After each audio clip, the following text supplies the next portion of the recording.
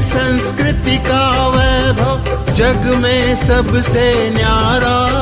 जय भारत माँ, जय गीता माँ, जय भारत माँ, जय गीता माँ। भारतीय संस्कृति का वैभव जग में सबसे न्यारा। ज्ञान और विज्ञान यहीं से सबने पाया सारा, सबने पाया सारा।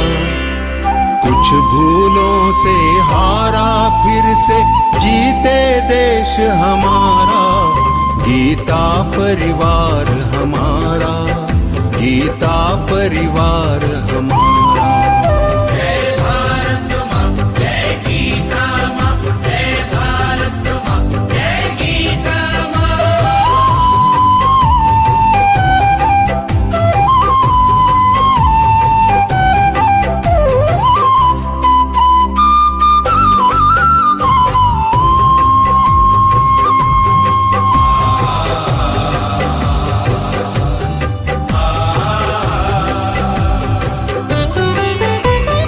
त्यागशील सेवा व्रतधारी युवा जगे पुरुषार्थी। जय भारत माँ, जय गीता माँ, जय भारत माँ, जय गीता माँ। त्यागशील सेवा व्रतधारी युवा जगे पुरुषार्थी। वैज्ञानिकता विनय सभ्यता स्वभाव हो निस्वार्थी, स्वभाव हो निस्वार्थी। देशभक्ति में तेजस्वी हो फिर समाज यह सारा। गीता परिवार हमारा, गीता परिवार हमारा। जय भारत माँ, जय गीता माँ, जय भारत माँ, जय गीता माँ।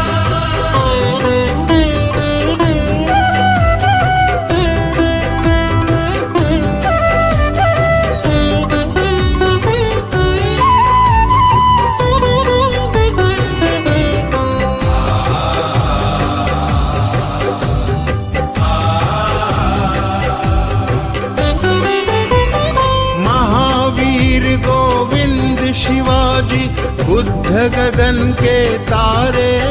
जय भारत माँ, जय गीता माँ, जय भारत माँ, जय गीता माँ। महावीर गोविंद शिवाजी बुद्ध गगन के तारे। परंपरा की पुण्य चेतना उर में हम सब धारे, उर में हम सब धारे। बाल हृदय में उसे जगाकर जगे देश यह सारा। गीता परिवार हमारा, गीता परिवार हमारा। जय भारत माँ, जय गीता माँ, जय भारत माँ, जय गीता माँ।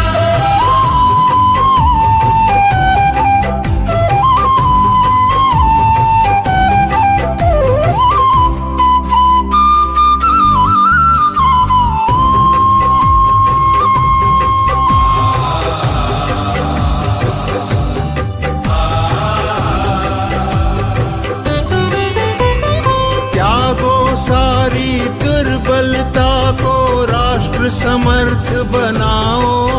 जय भारत माँ, जय गीता माँ, जय भारत माँ, जय गीता माँ। त्यागो सारी दुर्बलता को राष्ट्र समर्थ बनाओ।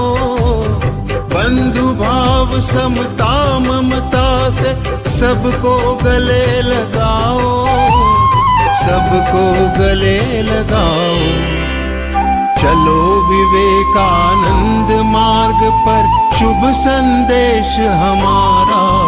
गीता परिवार हमारा, गीता परिवार हमारा।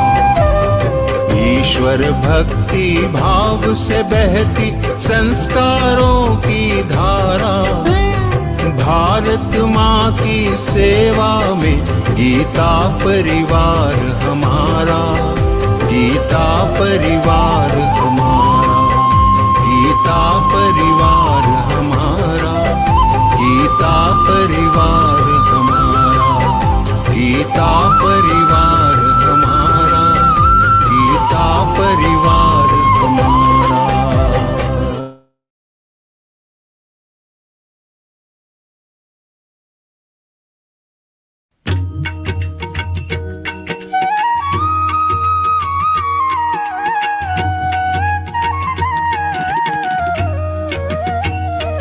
अधरं मधुरं वदनं मधुरं नयनं मधुरं हसितं मधुरं हृदयं मधुरं गमनं मधुरम् मधुराधिपतेरखिलं मधुरं मधुराधिपतेरखिलं मधुरम्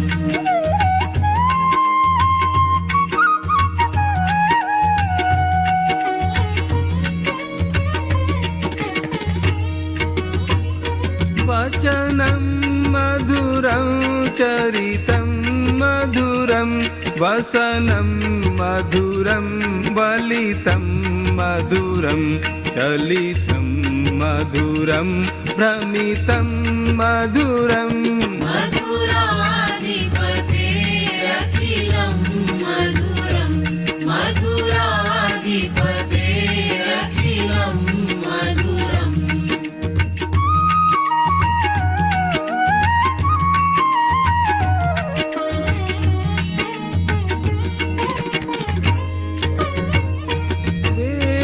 वेणुर्मधुरो रेणुर्मधुरः पाणिर्मधुरः पादौ मधुरौ नृत्यं मधुरं सख्यं मधुरम् मधुराधिपतेरखिलं मधुरं मधुराधिपतेरखिलं मधुरम्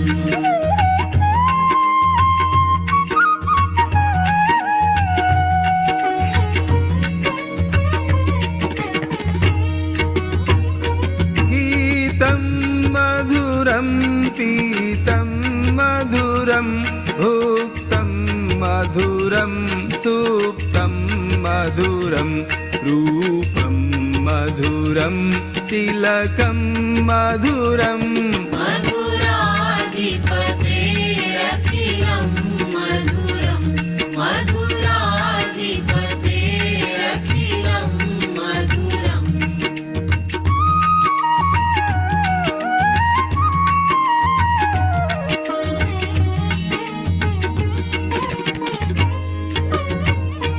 तरणं मधुरं तरणं मधुरं हरणं मधुरं स्मरणं मधुरं वमितं मधुरं शमितं मधुरम्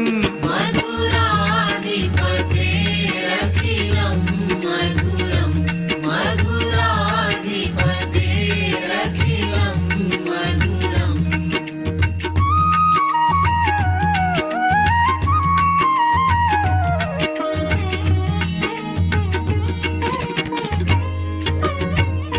कुञ्जा मधुरा माला मधुरा यमुना मधुरा वीथी मधुरा सलिलं मधुरं कमलं मधुरम् मधुराधिपतेरखिलं मधुरं मधुराधिपतेरखिलं मधुरम्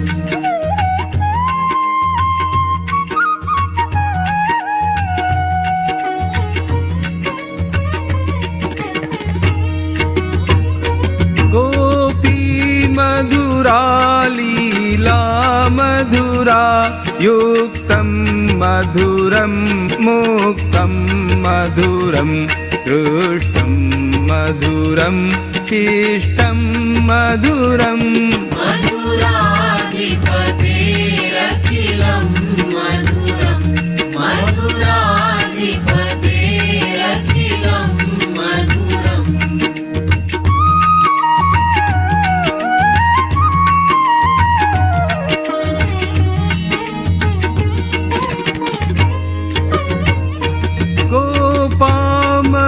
मधुरा गावो मधुरा यष्टिर्मधुरा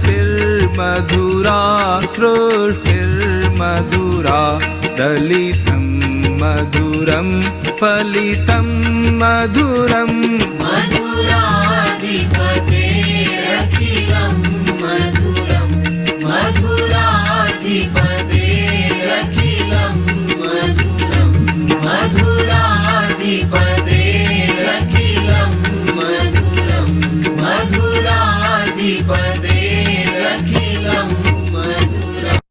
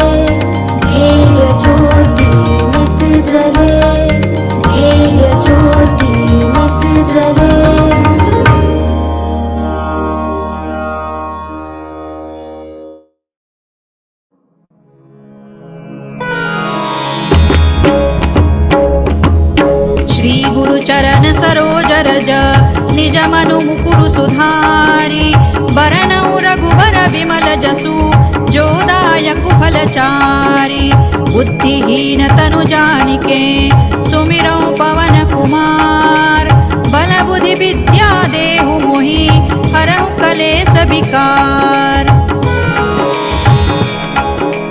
जय हनुमान ज्ञान गुण सागर जय कपी सति लोक उजागर रामदूत अतुलित बल धामा अंजनी पुत्र पवन सुत नामा।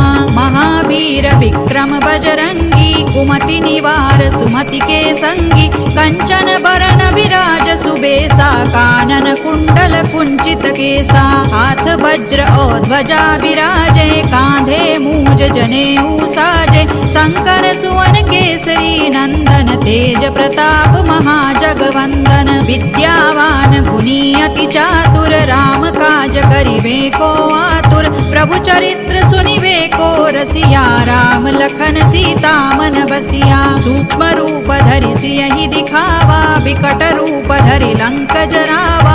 भीम रूप धरि असुर संहारे रामचंद्र के काज संवारे। लाय सजीवन लखन जियाए श्री रघुबीर हरषि उर लाए। रघुपति कीन्ही बहुत बड़ाई तुम मम प्रिय भरतहि सम भाई। सहस बदन तुम रोजस गावे अस कहि श्रीपति कंठ लगावे। सनकादिक ब्रह्मादि मुनीसा नारद सारद सहित अहिसा। जम कुबेर दिक्पाल जहाते कवि कोविद कहि सकै कहाते। तुम उपकार सुग्रीवहि कीन्हा राम मिलाय राजपद दीन्हा। तुम्हरो मंत्र विभीषण माना लंकेश्वर भय सब जग जाना। जुग सहस्र जो जन पर भानु लील्योताहि मधुर फल जानू। प्रभु मुद्रिका मेलि मुख माहि जलधि लांघि गए अचरज नाही। दुर्गम काज जगत के जेते सुगम अनुग्रह तुम्हरे तेते। राम दुआरे तुम रखवारे होत न आज्ञा बिनु पैसारे। सब सुख लहै तुम्हारी सरना तुम रक्षक काहू को डरना। आपन तेज संहारो आपे तीनों लोक हांकते कांपे। भूत पिशाच निकट नहीं आवे महावीर जब नाम सुनावे। नासै रोग हरै सब पीरा जपत निरंतर हनुमत वीरा। संकट ते हनुमान छुड़ावे मन क्रम वचन ध्यान जो लावे। सब पर राम तपस्वी राजा तिनके काज सकल तुम साजा।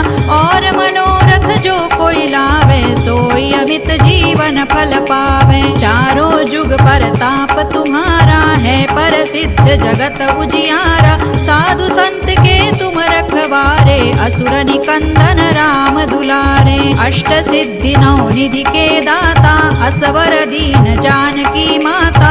राम रसायन तुम्हारे पासा सदा रहो रघुपति के दासा। तुम्हारे भजन राम को पावे जन्म जन्म के दुख बिसरावे। अंत काल रघुबर पुर जाई जहाँ जन्म हरि भक्त कहाई। और देवता चित्तन धरई हनुमत से सर्व सुख करई। संकट कटे मिटे सब पीरा जो सुमिरे हनुमत बलबीरा। जय जय जय हनुमान गोसाई कृपा करहु गुरुदेव की नाई। जो सत बार पाठ कर कोई छूट ही बंदी महासुख होई। जो यह पढ़े हनुमान चालीसा होय सिद्धि साखी गौरीसा। तुलसीदास सदा हरि चेरा की जय नाथ हृदय महडेरा। पवन तनय संकट हरन मंगल मूर्ति रूप। राम लखन सीता सहित हृदय बसहु सुर भूप। सियावर रामचंद्र की जय पवन सुत हनुमान की जय। उमापति महादेव की जय।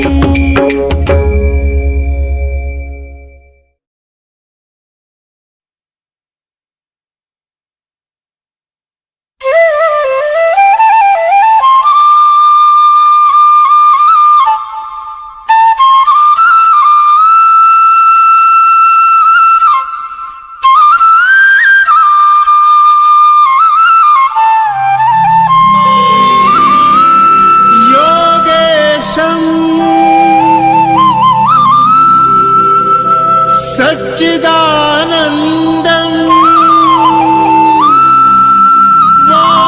वासुदेवं व्रजप्रियं धर्मसंस्थापकं वीरं कृष्णं वन्दे जगद्गुरुम्। Now, it's not just about learning the Gita, it's also about playing with the Gita. On the auspicious occasion of Geeta Jayanti, the Geeta Jayanti Olympiad has been launched by Geeta Pariwar. This Olympiad is open to everyone and participation is completely free of cost. The Olympiad includes 5 weeks and 5 special rounds where each round combines learning with play. And finally, there is the grand finale, a magnificent live competition. For every activity, you will earn credits. And these credits will help you move up the leaderboard. Along with the joy of playing, there are prizes worth rupees 1 lakh, certificates and special recognitions. So come, don't just read the Gita, live it, play with it and celebrate it. Register now at play.learngeeta.com.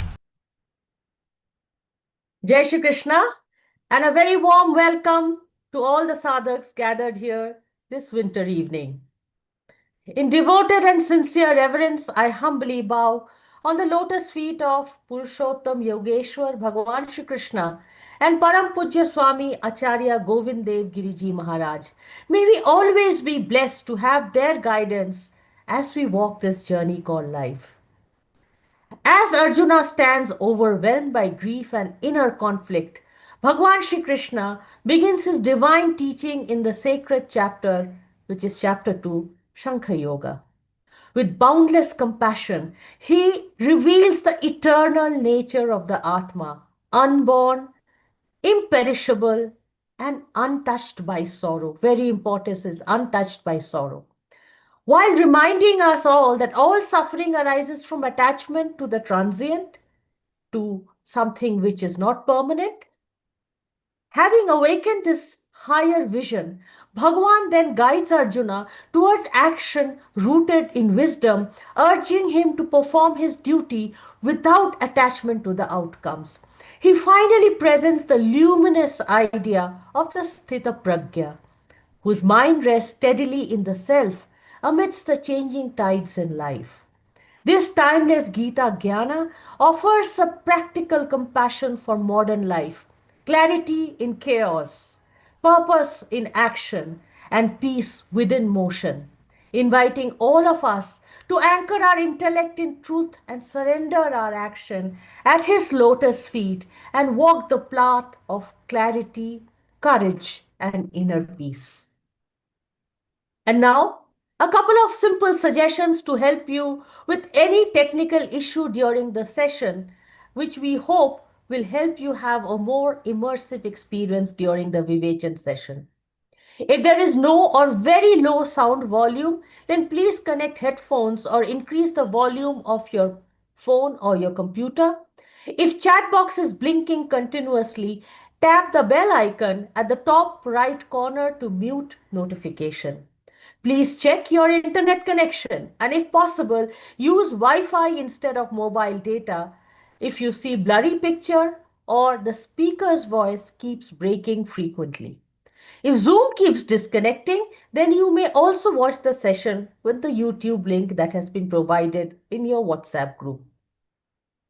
Bhagwan teaches that the way to attain him is to keep our mind lovingly united with him when he says, Manmana Bhav Madbhakto in chapter 9. And we all know that prayers is the soul's natural language, the gentle way through which our inner being expresses its love and surrender on the feet of the Paramatma. Today, I would like to call upon Anita Mahajanji from Abu Dhabi, UAE, to deliver prayers on all our behalf. A master trainer in software with interest in Vedic maths, Anita ji joined Geeta Pariwar in January 2025 and provides seva in Hindi Vivechan, graphics and technical assistant department. Anita ji, request you to please lead us in our prayers today. Jai Shri Krishna. Jai Shri Krishna to all the Gita Sevis.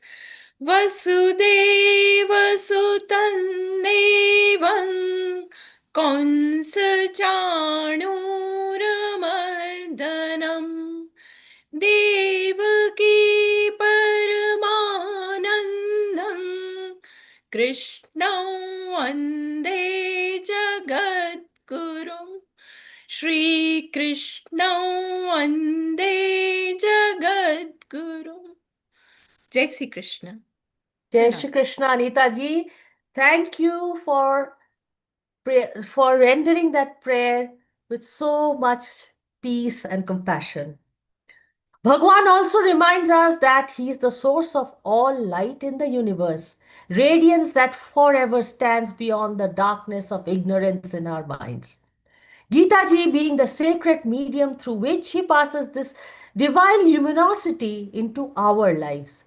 Just as a lamp is lit during deep prajwalan, dispelling darkness with a single flame, the light of Bhagwan's wisdom kindle clarity, devotion, and inner brilliance within us, guiding us each step we take forward with a spiritual awakening. For doing the deep Prajwalan today, I would like to call upon Anjali Ma'am Bhatt from Jammu. Having joined Geeta Pariwar in April 2023, she gives seva as a core trainer. Anjali ji, may I request you to please light the lamp on our behalf. निषिद्धैरप्येभिर्लुलितमकरन्दो मधुकरैः करैरिन्दोरन्तश्छुरित इव सम्भिन्नमुकुलः विधत्तां सिद्धिन्नो नयनसुभगामस्य सदसः प्रकीर्णः पुष्पाणां हरिचरणयोरञ्जलिरयम् शरदिन्दुनिभां शुभ्रां शुभ्रवस्त्रैरलङ्कृतां कलहंसकृतावासां वरदां शारदां नुमः.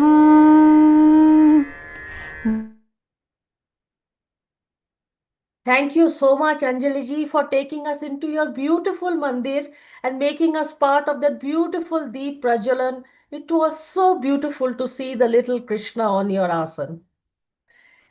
As you may all know, sadhaks, Learngeeta is celebrating the Geeta Jayanti Mahotsav from 15th of November and it will continue till the 31st of December.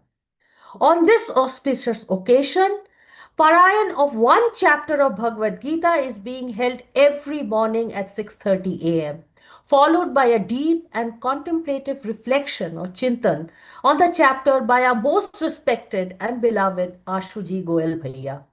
Each evening at 7:30 p.m., we are blessed to have the complete Gita Parayan. This sacred observance will continue till the 31st of December. We humbly invite all sadhaks to participate in these holy parayans and immerse themselves in the spiritual joy, serenity of Bhagavad Gita. Also, as part of these celebrations, as you have just seen the video, we have the ongoing Gita Olympiad with several exciting events and prizes. Leaderboards are also out. We encourage you to register immediately and participate via geetajayanti.com. Details have already been shared on the WhatsApp participants group. And now, it is my profound honor to introduce our speaker for this evening, Senior Trainer Shri Vikas Vaidya. With deep study and contemplative insight, Vikas brings unique and illuminating perspective through his numerous commentaries on the Bhagavad Gita, enriching the understanding of seekers like us across audience bands. A seasoned world traveler and an NRI for over 12 years, Vikas is a gifted polyglot, fluent in 6 languages: Hindi, Marathi, English, Indonesian, Malaysian, and Spanish. He holds a bachelor's degree in mechanical engineer and a postgraduate diploma in business management and currently leads an IT enterprise based out of Pune. For the past 5 years, Vikas has undertaken the profound personal sadhana of chanting the entire Bhagavad Gita every single day of the year, 365 days. A rare discipline that reflects his unwavering devotion and commitment. Alongside his personal sadhana, he serves as a senior trainer at Geeta Pariwar, actively contributing to the selection, mentoring, and training of new trainers. He also conducts deeply impactful Vivechan sessions on the Vishnu Sahasranama as a member of the Pune chapter of Geeta Parivar and guides aspiring Geeta Vratis for the Geeta examination that is conducted by the Sringeri Peeth.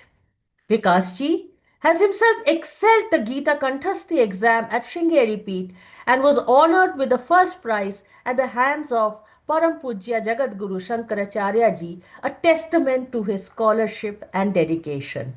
I now humbly invite Vikas ji to guide us through Bhagwan Shri Krishna's teaching, where he lovingly completes the vision of a Sthita Pragya, leading the seekers from restraint to inner fullness and blessing with a peace that arises when the mind rests steadily on Bhagwan's feet. May we all listen with Shraddha and receive his wisdom and his grace. Vikas Bhaiya, over to you. वसुदेवसुदं देवं कंसचाणूरमर्दनं देवकी परमानन्दं कृष्णं वन्दे जगद्गुरुं पूज्य स्वामी जी के चरण कमल में कोटि कोटि नमन. A warm welcome to you all Gita Sadhak. We are discussing second Adhyay, Sankhya Yoga. Today we will conclude this Adhyay and we will take a quick review as to what are our takeaways from this Adhyay, what we have covered in last 5 sessions. This is the 6th session of this Adhyay. So last time we had covered up to slok number 58. We will continue with slok number 59 now. Last time we discussed some very interesting simile of Kurunga Niva Sarvasha, Kurma and the Siddha Prajna. That continues. Vishaya vinivartante niraharasya dehinaha rasorjam rasopyasya parandraštva nivartate. By withdrawing the senses from their objects, Shabda Sparsha Rupa Sagandha, a person may temporarily give up external enjoyment. Temporarily. But, this is a big but, the taste, the desire for those enjoyment still remains somewhere in the corner of your heart. The past experiences you remember and the taste remains somewhere hidden in your heart. That is called rasa. This lingering craving disappears only when one experiences a higher, superior spiritual joy. So in this book, Shri Bhagavan explains the deep psychological truth about the human desires and the spiritual path. When we forcefully restrain our senses, ourselves from sense pleasures, maybe it's food or entertainment or comforts of life or luxuries of life, we might stop engaging with them physically.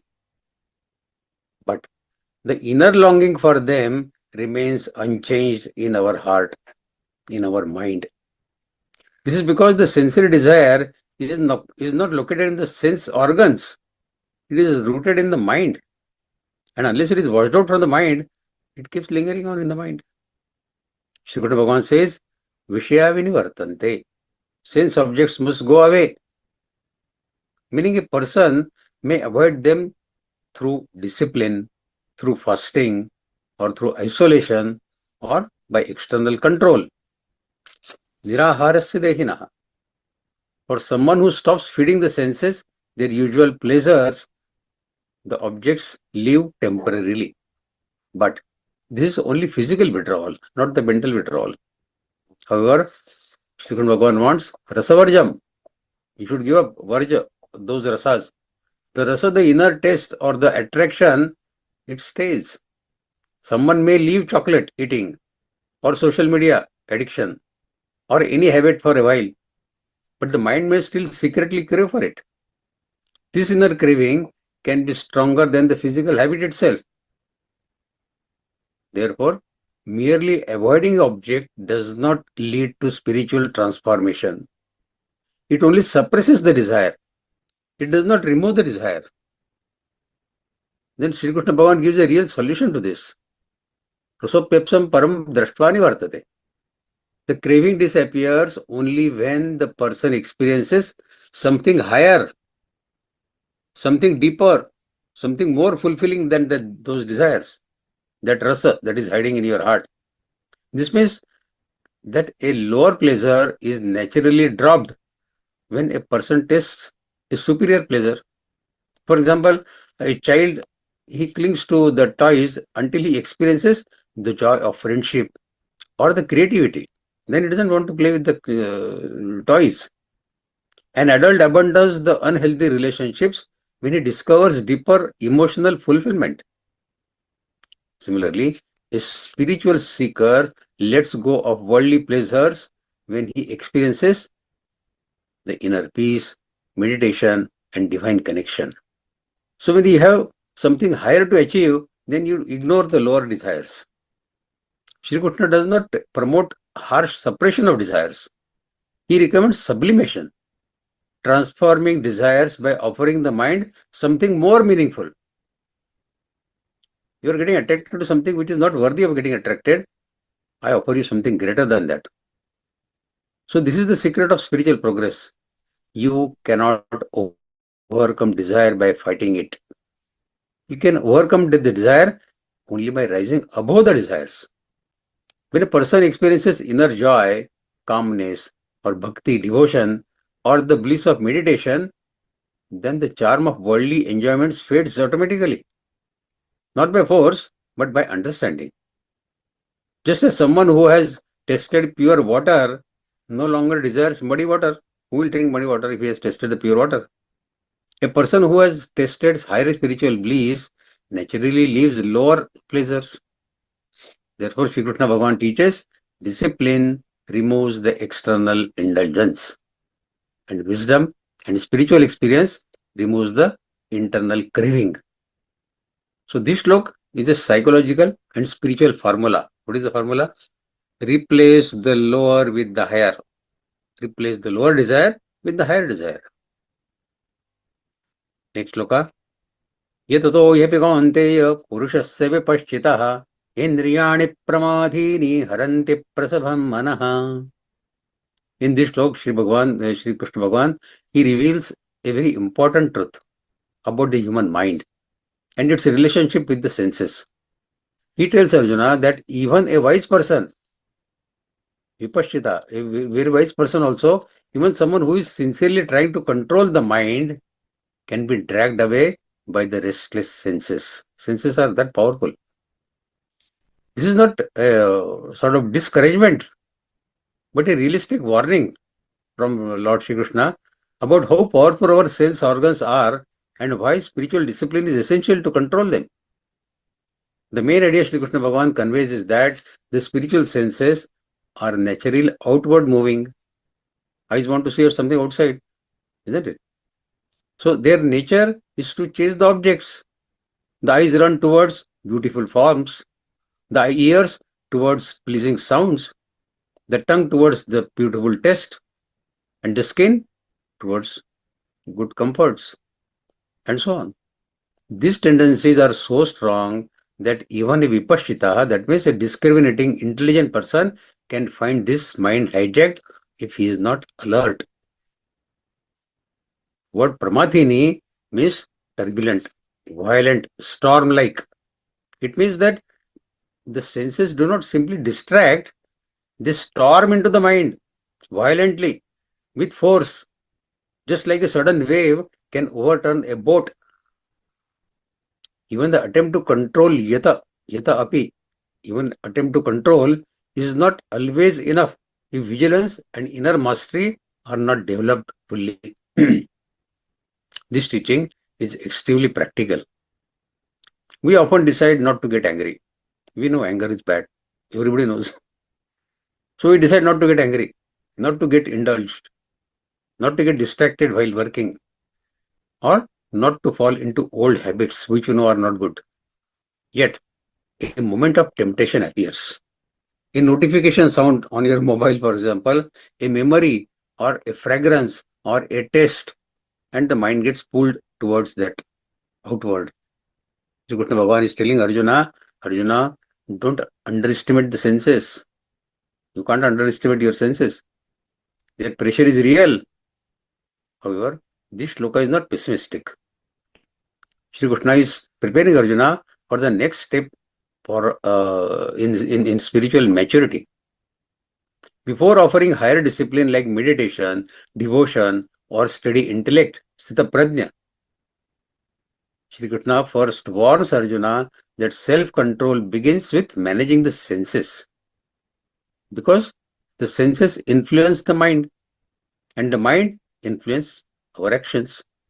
So whatever karma we do are in the direction of mind. And if the senses are dictating the mind, that means senses are controlling our karma. The deeper insight is that mere intellectual knowledge is not enough. We may have studied many books, spiritual books, but only reading knowledge is not enough. Mere intellectual knowledge is not enough. We may understand what is right, but the senses can overpower that understanding unless we train them gradually. That is why great sages practice moderation, discipline, and awareness. Shri Krishna also implicitly teaches the value of environment and habits. If the senses can forcefully shake even a wise man, Vipashitaha, then an average person must be even more careful about what he exposes himself to in the daily life. Spiritual progress requires not only meditation or reading scriptures, but also regulating what we see, what we hear, what we speak, and what we consume daily. Ultimately, this shloka stresses humility. No one should think, I am great, I have understood everything, so I am safe, I know how to control senses. Instead, we must recognize the mind's fragility and cultivate inner strength steadily through practice, abhyas, and detachment, vairagya, and devotion, bhakti. Thus, Shri Krishna prepares Arjuna and all of us, of course, for the next stages of discipline by showing that the battle for self-mastery begins with senses. The victory comes only when sustained awareness and practice is followed. Next shloka. Tani sarvani sayyamya yukta asita matparaha vashehyasendriyani tasya pradnya pratisthita. After describing in the earlier shloka that senses are powerful enough to drag even a wise person away, Bhagavan Shri Krishna now gives Arjuna the practical solution. How to overcome that? The senses are not to be suppressed forcefully, violently, but they must be disciplined with awareness and devotion. This shloka begins with Tani Sarvani Sayyamya, meaning having restrained all of them, the eyes, the ears, the tongue, the skin, and the mind. Tani Sarvani Sayyamya. Restraint does not mean harsh rejection of life. Instead, Sri Krishna Bhagavan speaks of self-regulation, using the senses that need when needed, use the senses when needed, but not becoming a slave to them. For example, eating healthy food is necessary. So nobody says don't eat. Eating is bad. Nobody says. Eating healthy is necessary. But overeating is bondage. Hearing what uplifts is good. But constant craving for enjoyment is bondage. Shri Krishna wants Arjuna to develop mastery without denial. Accept what is needed. Don't get into overindulgence. The next phrase is Yukta Asita, means sit or live in a balanced, integrated state. Yukta Asita. A person who is Yukta is one whose senses, mind, and intellect work in harmony for a higher purpose, not running in different directions. Balance is the sign of spiritual maturity. Balanced mind is the sign of spiritual maturity. The heart of this shloka is Matparaha. Matparaha. One who is devoted to me, or one who keeps me as the highest goal of his life is Matparaha. Shri Krishna teaches that mere forceful discipline is not enough. Devotion gives the inner strength. So you should become Matparaha. When the mind has a higher attraction, what is higher attraction? love for God, truth, purpose, or spiritual growth. These are the higher attractions of life. Then the lower attractions, which are material attractions, they lose their grip naturally. The senses become easier to manage when the heart is anchored in a noble ideal. When the heart knows its objective is much higher than these material desires, it gets attracted to those higher desires than these nitty-gritties of lower desires. The second line says, Vashehi Yasendriyani, one whose senses are under control. Vash mein hai uske indriya. This means that the senses obey the person, not the other way around.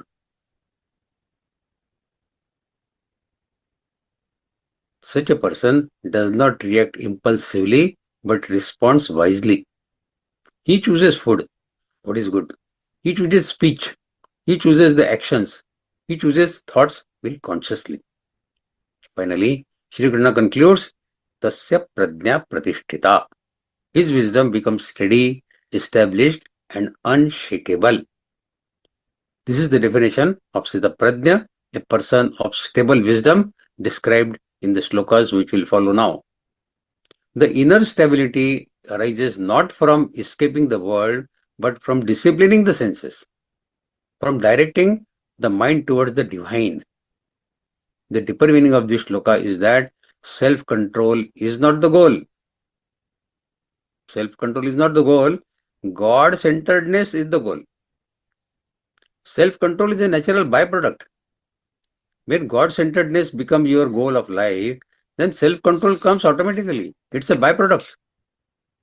When the mind is absorbed in Krishna, or the ultimate truth, or the higher ideals, the senses automatically fall in line with that objective. Just as the child becomes calm when held by mother, the mind becomes calm when held by the devotion towards God. Practically, Shri Krishna teaches us, reduce unnecessary sensory stimulations. Choose uplifting company and activities. Practice mindfulness and self-observation. Develop devotion or a higher life purpose. Keep higher objective of life. Let the senses serve the goal. Not dominate the goal, but serve the goal. When senses are restrained and the heart is centered on divine, the life becomes peaceful, actions become noble, and wisdom becomes steady. That is the pradnya. Now, next two shlokas are extremely important. 62. Dhyayato vishayan punsas sangasteshu upajayate sangat sanjayate kamah kamat krodho vijayate. This is one of the most psychologically profound shloka in Bhagavad-Gītā. Here Bhagavan Shri Krishna explains the chain of inner downfall, how the downfall takes place, from where it starts and where it ends. How a person loses peace, clarity, and self-mastery step by step. It is a warning and also a map for understanding our own mind. The process begins with Dhyayato Vishayan Punsa. Dhyayato Vishayan Punsa. When a person continually thinks about sense objects, Dhyayato does not refer to casual, momentary thoughts. It refers to repeated mental dwelling where the mind keeps returning to the same object or the desire. When we let our mind feed on the temptation, a grievance, a fancy, or a pleasure, we are planting the seeds of Siddhanta Vishanpusa. From this repeated contemplation arises Sangha. Sangha means attachment. Sangaste Shupajayate. Dhyayato Vishanpusa Sangaste. After you Dhyayate, Sangha. Attachment starts. Attachment means emotional dependence. Thoughts keep coming to your mind. I need this to feel happy. Without this, I feel incomplete. Or I must have this. The object may be a person or achievement or the test or possession or even an idea. Attachment is subtle, but it forms inside long before it shows outside. It is already taking shape in your mind. Outward it may show later on, but it is already taking form in your mind. Next, Shri Krishna Bhagavan says, Sangat Sanjayate Kamo. From attachment becomes desire. So Dhyato Vishan Pusa, Sangaste Shubhajayate, Sangat Sanjayate Kama. Now it has become Kamana. Whatever Dhyato has become Kamana now. The desire here means irresistible craving. A person now feels compelled. The earlier thought has now become a strong urge. I must get this. The desire grows because the mind imagines pleasure, security, or fulfillment through that object which is there in the mind. When desire is strong, one of the two things happens. First, the desire, when it is fulfilled, it leads to more desire, isn't it? And when the desire is obstructed, it leads to frustration and anger. Shri Krishna highlights the second one. Kamat krudho bhi jayate. So Dhyato Vishan Pusa Sangaste Shubhayate, Sangat Sanjayate Kama, and now Kamat krudho bhi jayate. From unfulfilled desire arises anger. Anger is nothing but desire opposed. Desire opposed is anger. When something or someone blocks our craving, anger naturally erupts. The anger may be external, directed towards others, or internal, turning into guilt in our own mind. That is also anger. We get angry with ourselves. Self-blame, depression, or restlessness. These are the signs of internal anger. Shri Krishna Bhagavan's brilliance lies in showing that anger is not an isolated emotion. ऐसे गुस्सा नहीं आता है. It is the fourth step in a predictable psychological sequence. By the time anger appears, the inner fall has already progressed silently. This is the fourth step. You started with Dhyato Vishan Pusa, then Sangaste Shubhajayate, then Sangat Sanjayate Kama, and then Kamat Krodho Vijayate. So this is the fourth step. We already traveled to this fourth step. So anger has not come suddenly. It has been brewing in your mind. So the deeper insight of this is that entire chain begins in the mind, Dhyato, not in the external situations. The world does not disturb us. Our repeated mental dwelling disturbs us. Dhyato disturbs us. The Shri Krishna Bhagavan teaches Arjuna and all of us, guard the beginning. Dhyato, guard that Dhyato. Do not give the mind unnecessary toys to play with. We keep daydreaming without realizing that the mind is drifting in a wrong direction. So do not give unnecessary toys to play with to the mind. Practically, this slok teaches us, avoid mentally replaying attractive or disturbing thoughts. We find happiness sometimes. But God says, mentally replaying attractive and disturbing thoughts, you must avoid at all cost. Otherwise, the next stages you can't avoid. Do not let the imagination amplify your temptations. Recognize attachment early before it becomes a binding. Before Dhyato becomes a kamana, stop at Dhyato stage only. Observe the desires and let them rise and fall naturally without feeding them. Don't feed your desires. Practice awareness and keep the mind engaged in noble and purposeful activities instead of some useless activities. Shri Krishna also indirectly teaches the opposite process. What is the opposite process? When the mind dwells on God, the truth, the good values of life, and higher purpose of life, attachment to those ideals rises. Mind can get attached. It does get attached. It depends on what you want to get attached. When your mind dwells on God, it gets attached to God. When your mind dwells on materialistic pleasure, it gets attracted to that material pleasure. So, if you are leading to noble desires and peace, then no anger will happen. No anger will come. Thus, this slok is a complete psychological blueprint showing how suffering arises from within, not outside, but from within, Dhyato.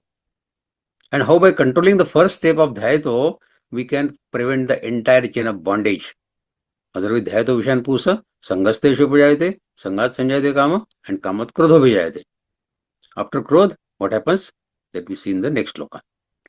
Krodhat bhavati sammoha, sammohat prativibhramaha, prativramshat buddhinasho, buddhinashat pranashyati, satyanash, pranashyati. This slok is a direct continuation of the psychological chain, what we discussed in the earlier slok 62nd. Shri Krishna Bhagavan now showed, in the earlier slok, Shri Krishna Bhagavan showed how desire leads to anger. Kamat krodha vijayate. Now in this slok, Shri Krishna Bhagavan explains how anger leads to total collapse of a person's inner clarity. This is one of the most important sloks for understanding how the human beings lose control over themselves. These two slokas are extremely important. The sequence begins with Krodhat Bhavati Sammoha. From anger arises delusion. When anger takes over, a person's vision becomes blurred, becomes distorted. He no longer sees the situations or people as they are really. He sees them through the lens of rage, logic, compassion, patience, all of them disappear. The delusion here means the confusion of values. What is right and what is wrong? What is right appears wrong, and what is harmful appears justified. Many decisions made in anger later appear foolish. Next, Sri Krishna Bhagavan says, Sammoha Smriti Viprama. From delusion comes loss of memory. This does not mean forgetting names or events, not that kind of memory. It means forgetting one's principles of life, teachings, discipline, and the higher purpose of life. That smriti is lost. That memory is lost. The mind no longer remembers what is right, what has been learned from parents, from teachers, from scriptures, or from past experiences. All that smriti is washed out, gone. It forgets the consequences of forgetting that smriti. The person becomes morally and spiritually blind. The inner compass, the memory of dharma, stops functioning. That is sammoha smriti viprama. The next step comes smriti bhramsha buddhinasho. From loss of memory, the intellect is destroyed. Buddhi is the faculty of discrimination. What is right, what is wrong. The ability to decide what is right and what is wrong. What to do and what to avoid. That is called buddhi, no? Viveka buddhi. When the intellect is clouded, one cannot take correct action, correct decisions. Impulsiveness replaces judgment. Even a wise person can make disastrous choices when his intellect is overpowered by disturbed emotions. Finally, Shri Krishna Bhagavan gives the last link, Buddhinashat Pranashyati. When the intellect is destroyed, what remains then? The person falls completely. Pranashyati. Satyanash ho gaya. Pranashyati means ruin. Emotional, moral, social, or even physical. Total ruin. At this stage, a person may speak hurtful words, perform destructive actions, break relationships, or commit unethical acts that bring long-term sorrow for him. Not only in this life, but next life as well. The inner collapse leads to outer downfall. And remember, all this started with Dehato Vishayan Pusa. Shri Krishna's teaching is not pessimistic. It is preventive. It is a caution to us. It is preventive maintenance, preventive measure for us. He is showing Arjuna how to break the chain early. Stop it at Dhayata only. Then this Buddhinashat Pranashyati can be avoided. Desire or anger, when it takes place, before it reaches the level of total ruin, stop it. He is saying stop the spark before it becomes a wildfire. The wildfire will go out of your control if you don't stop the spark. This shloka highlights how emotions can overpower the intelligence if not governed. If emotions are not governed, they can overpower our intelligence. Shri Krishna Bhagavan emphasizes the real problem is not the external world, but the inner degeneration caused by uncontrolled reactions. The root cause is always our own mind. The root cause is the mental. On deeper level, this shloka describes the mechanism of loss of spiritual awareness. When anger and desire dominate, the mind turns outward, disconnecting from the inner self. the intellect which should guide us towards truth becomes a prisoner of emotions. Practically, this slok teaches before it erupts. Stay aware of the first sign of irritation. You know when the anger is going to come. So stay aware. First sign of irritation, get aware of it. Strengthen the memory of dharma through daily reflection as to what is right and what is wrong as according to dharma. Calm the mind through self-discipline and devotion. And keep intellect clear through meditation, through study, and through moral living. This shloka is a profound psychological map showing how human downfall happens step by step.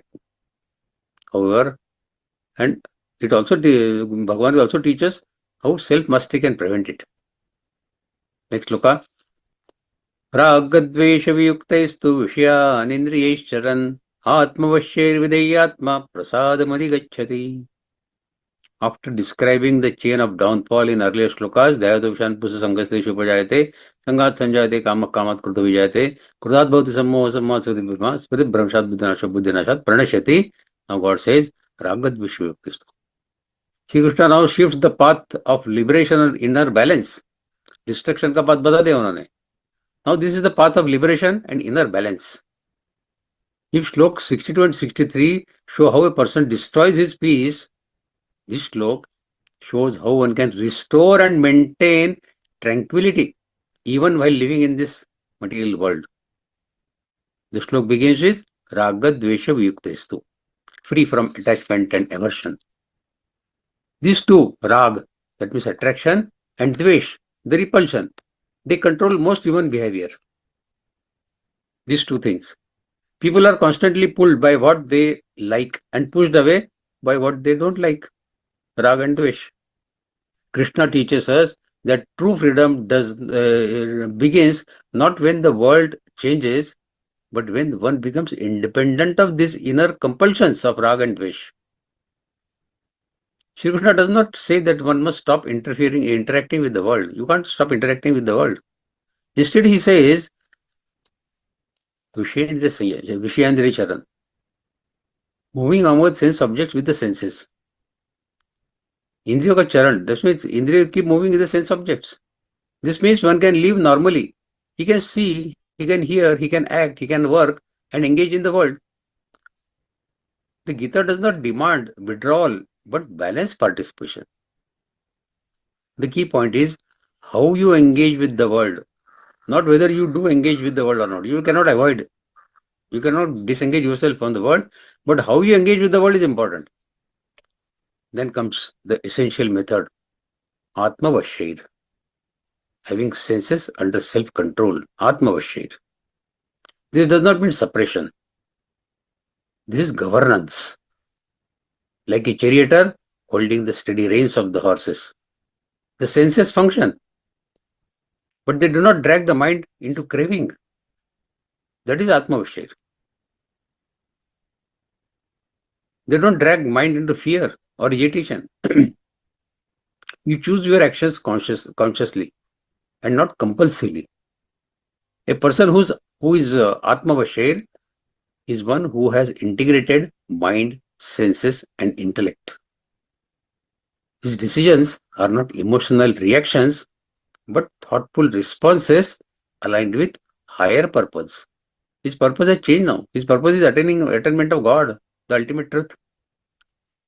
And his senses, his mind and his intellect are working towards that objective now. That is Atmavashyir. Shri Krishna then uses the word Videyatma. One whose mind is disciplined, Videyatma. This discipline is not forced discipline. It is the natural outcome of clarity and self-awareness. When he has become Atmavashyir, Videyatma is the automatic consequence of it. Such a mind knows how to say no to what is harmful and to say yes what nourishes our inner growth. कब हाँ बोलना और कब ना बोलना है समझ में आने लगता है. Finally, Shri Krishna declares the result of this. Prasadam adhigacchati. He attains the peace. He attains the serenity. He attains the divine grace. That is the prasad.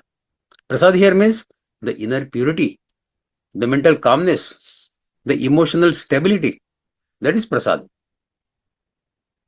Not the laddu ka prasad, but this mental prasad. It is the joy that arises when the mind is not tossed about by likes and dislikes. Just as clear water reflects the sun perfectly, a peaceful mind reflects the divine presence perfectly. This prasad is also the antidote to the downfall sequence described in earlier shlokas 62 and 63. Dhayatu Vishan Pusas, where the desire leads to anger, to destruction. Serenity leads to clarity. It leads to wisdom, and it leads to spiritual progress. Practically, this shloka teaches us, do not let preferences control your life. Enjoy the world without being enslaved by it. Master your senses gently, not forcefully, gently, through awareness and through discipline. Accept experiences without emotional turbulence. Remain calm in mind. Maintain inner balance in both pleasant and unpleasant situations. Sri Krishna's message is simple yet very profound. He says, true peace is not found by running away from the world, but by purifying the way we relate to the world. We should purify the way we relate to the world. Freedom from attachment, freedom from aversion gives rise to a mind that is calm, that is balanced, and that is receptive to divine grace. So these points should be remembered when we deal with the world, that we are not getting affected to attain our calmness of mind or balance of mind or receptiveness of the divine grace.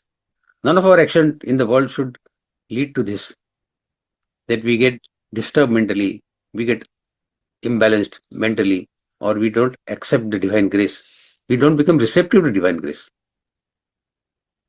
Next shloka.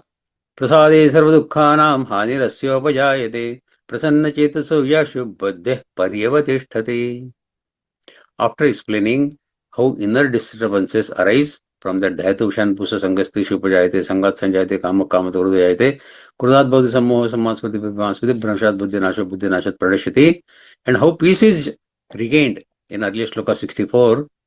Now Bhagavan Shri Krishna describes the fruits of inner calmness. When the Ragad Vishayukta Vishyandarisharan Atma Vishayatma Prasadamadi Gachati happens, what happens is the inner calmness appears. And then what is that inner calmness? This shloka explains what happens inside a person when the mind becomes serene and purified. When that Ragad Vishayukta has happened. This shloka begins with Prasade, the state of inner tranquility, the state of clarity, the state of divine grace. Prasad here does not mean material blessings, it means mind free from storm. A mind that is cool, mind that is composed, mind that is undisturbed by likes and dislikes. So it is the inner freshness that arises when one has controlled the senses and purified the desires. That is that prasade. Shri Krishna Bhagavan then states the powerful result of that. Sarva dukkhanam hanirasyopajayate. This is the result. Sarva dukkhanam hanirasyopajayate. For such a person, all sorrows come to an end. This does not mean the external problems disappear. They do come. Sorrows end because one's reaction to those problems has changed. Pain may come, but sufferings does not take the root. The mind no longer exaggerates the difficulties, nor feels broken by them. When the mind is serene, the very source of sorrow, which is attachment, fear, resistance, anger, they dissolve. The Shri Krishna teaches a profound truth for us to follow in life.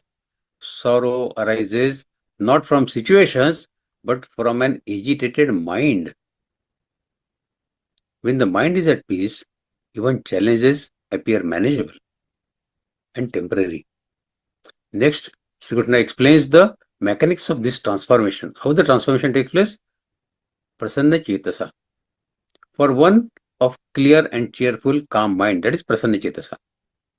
A Prasanna Chetasa person has inner brightness in his thoughts, His mind is undisturbed like a quiet lake. He experiences mental joy without external reasons. He doesn't need any external reasons to have the joy inside his mind. This state is natural and not forced state. And it makes life drastically simpler. Shri Krishna then states the most important outcome of this. Ashu buddhir parivatishtade. Such a person, the intellect becomes steady very quickly. Ashu means quickly. Parivatishtade, buddhi, it gets established very quickly. A steady intellect means clarity of judgment. The ability to choose the right path, that is the steady intellect. Freedom from impulsiveness is steady intellect. Strength during adversity and consistency in spiritual practice, that is buddhi parivatishtade. When the intellect is steady, one's life becomes aligned and purposeful and harmonious, of course. Confusion fades because the buddhi, the intellect, is no longer clouded by emotions like anger, greed, or fear. This is opposite of the downfall sequence described in Slok 62 and 63. When anger leads to delusion, delusion leads to loss of memory leads to destruction of intellect, and then buddhinashat pranashiti, ruin, total ruin. This Slok 65, it shows if you get serenity of mind, it is the end of sorrow. End of sorrows leads to clarity of mind leads to steady intellect, and steady intellect leads to spiritual growth. So God is showing both the paths.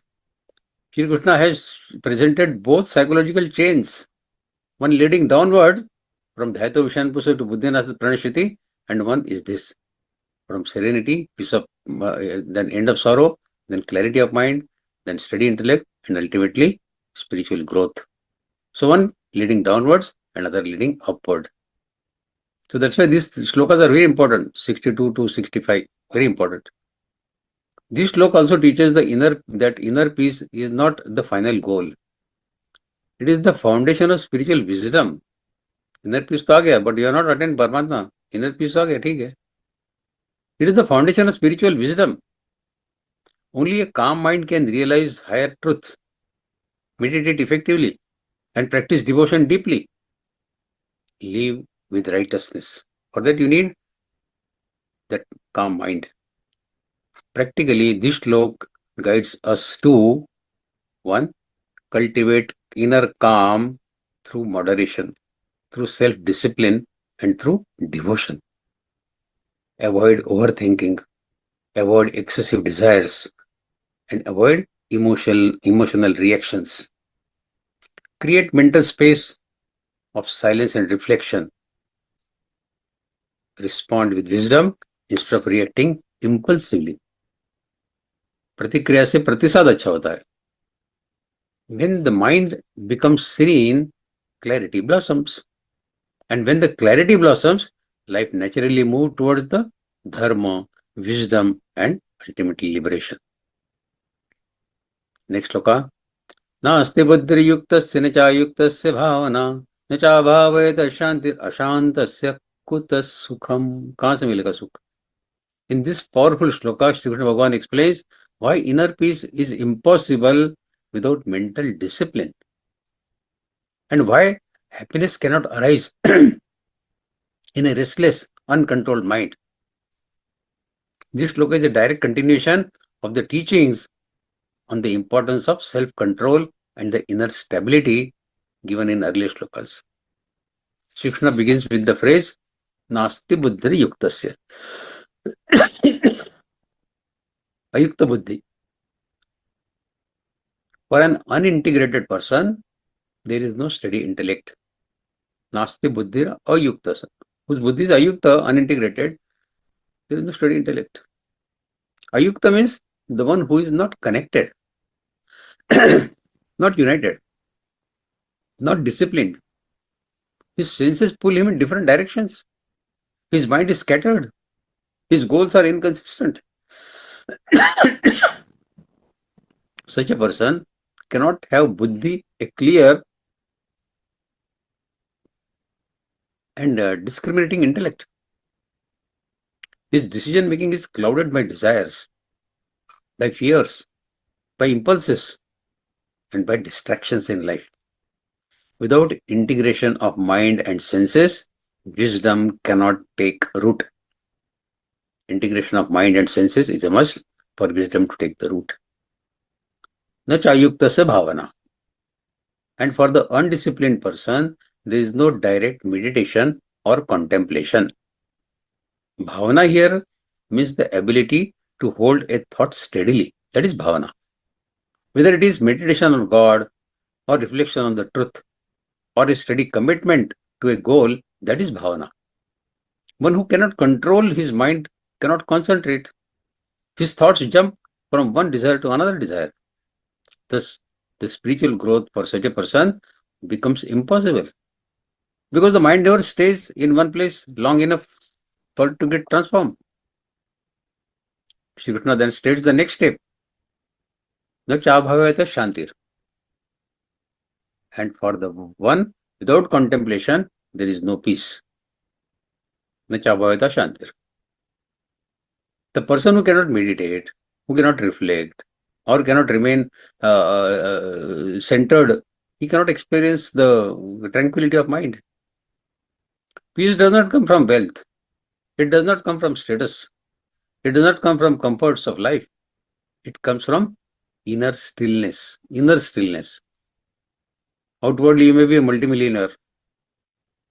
But inner stillness, if it is not there, then there is no peace of mind.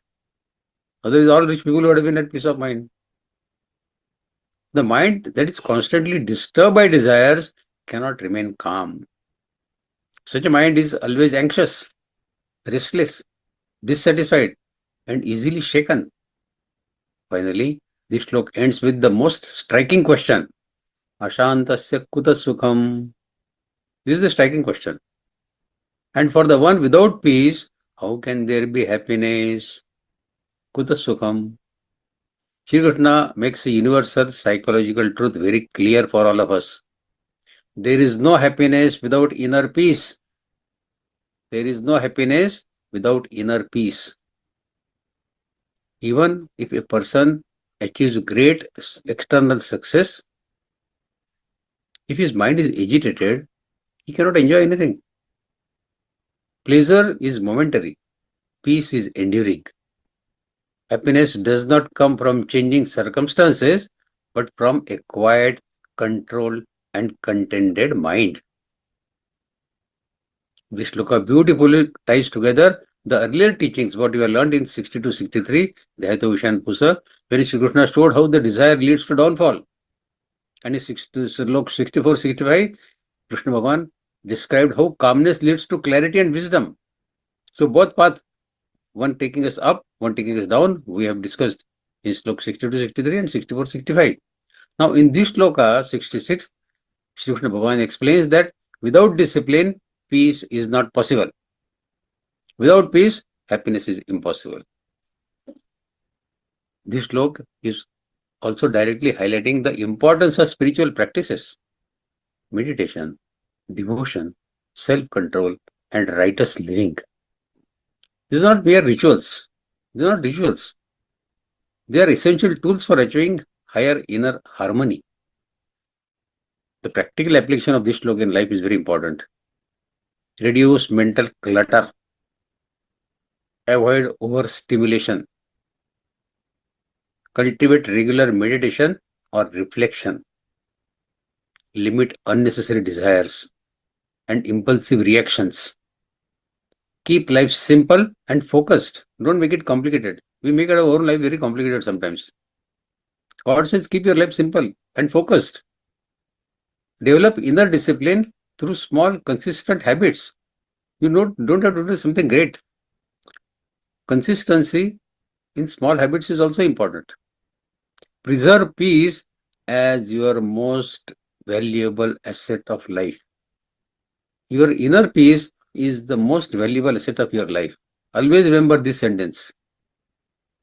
Inner peace is the most valuable asset of our life. Shri Krishna's message is timeless message. Happiness is born from peace. Peace is born from discipline. And discipline is born from self-awareness. So this is the sequence. Next loka. Indriyanami charata yanmano nividiyate tadasya harti pradnya vayurna avavimambasi. This slok gives a powerful image-based teaching, showing how the senses can destroy a person's wisdom when the mind runs behind them. Shri Krishna Bhagavan uses a striking analogy that is easy to understand and deeply transformative. The slok begins with Indriyanami charata. When the senses roam around among the sense objects. Indriyanami charata.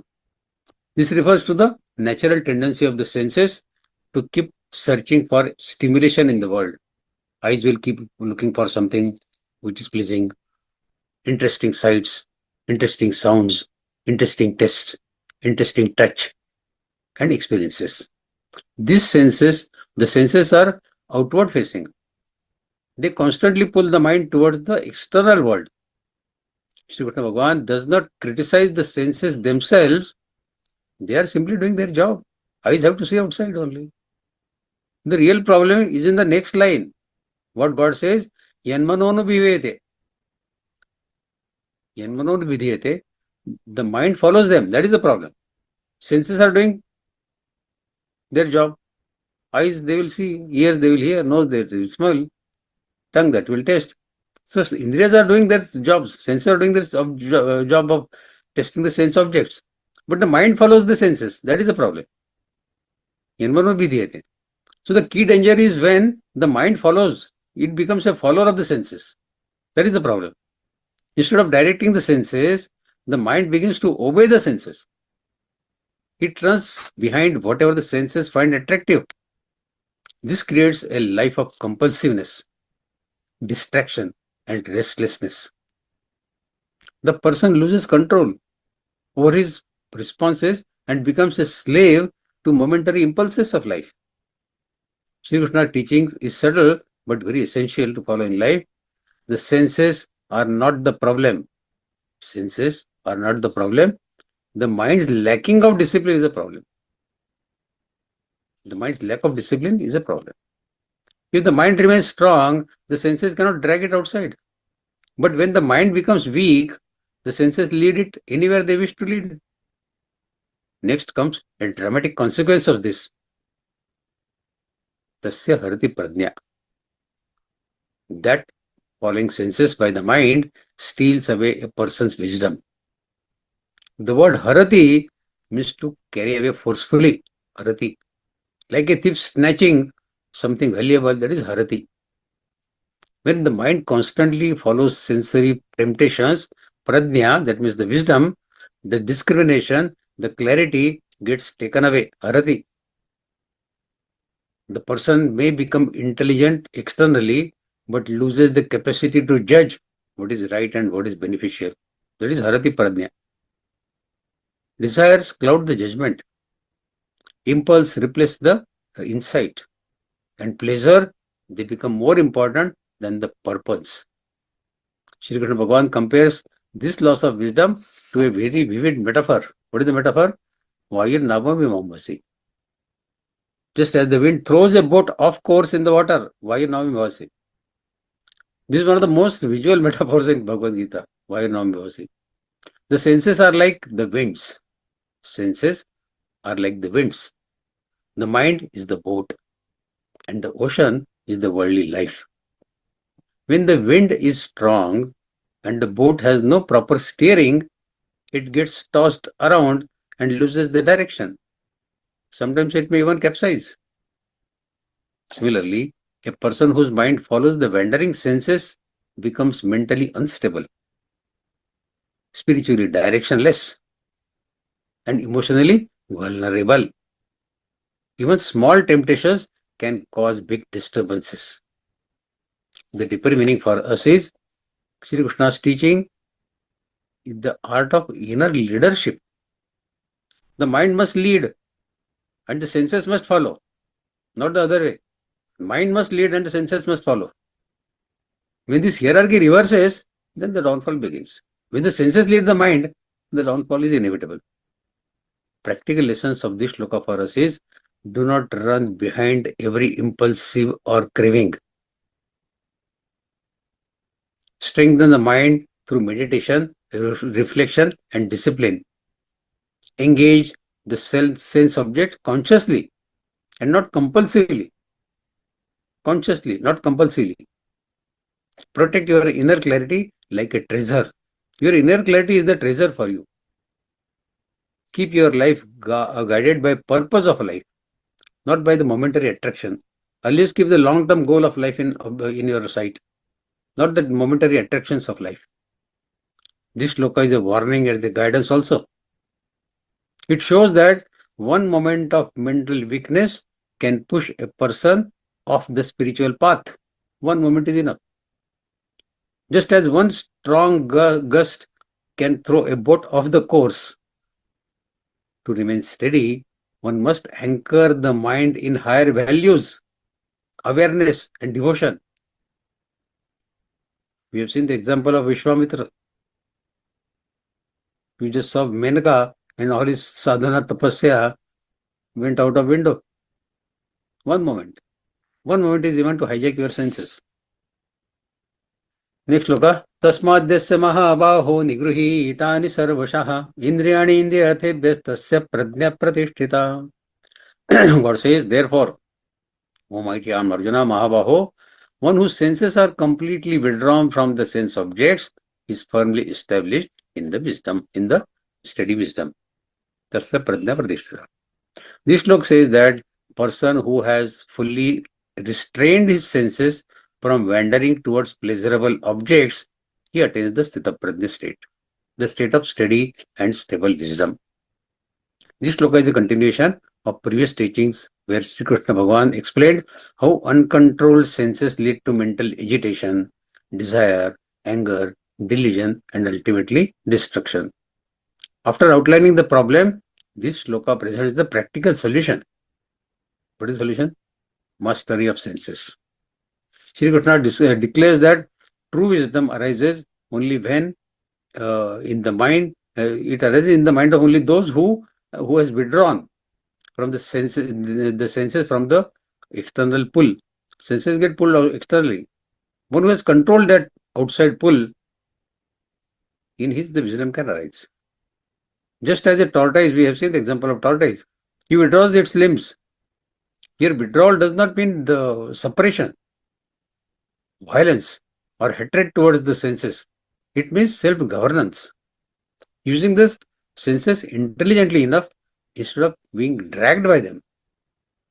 A person who can direct his senses inwards towards the higher self, towards the higher objective of life, instead of the outward towards temporary attractions, he becomes stable. He becomes peaceful. He becomes the prajna. He becomes wise. What does self-control really mean? Self-control, God says in many shlokas, what does it really mean? Self-control. Human senses naturally move outward towards sight, sound, touch, taste, or smell. Shabda, sparsha, rupa, rasa, gandha. The objects of world constantly compete for attention, promising pleasure or excitement. If the mind obeys every such impulse, it becomes restless and weak. Shri Krishna teaches that freedom is not doing whatever the senses demand. Freedom is choosing not to be enslaved by their demands. So freedom is not doing whatever the senses demand you to do. Freedom is choosing not to be enslaved by them. Choose wisely.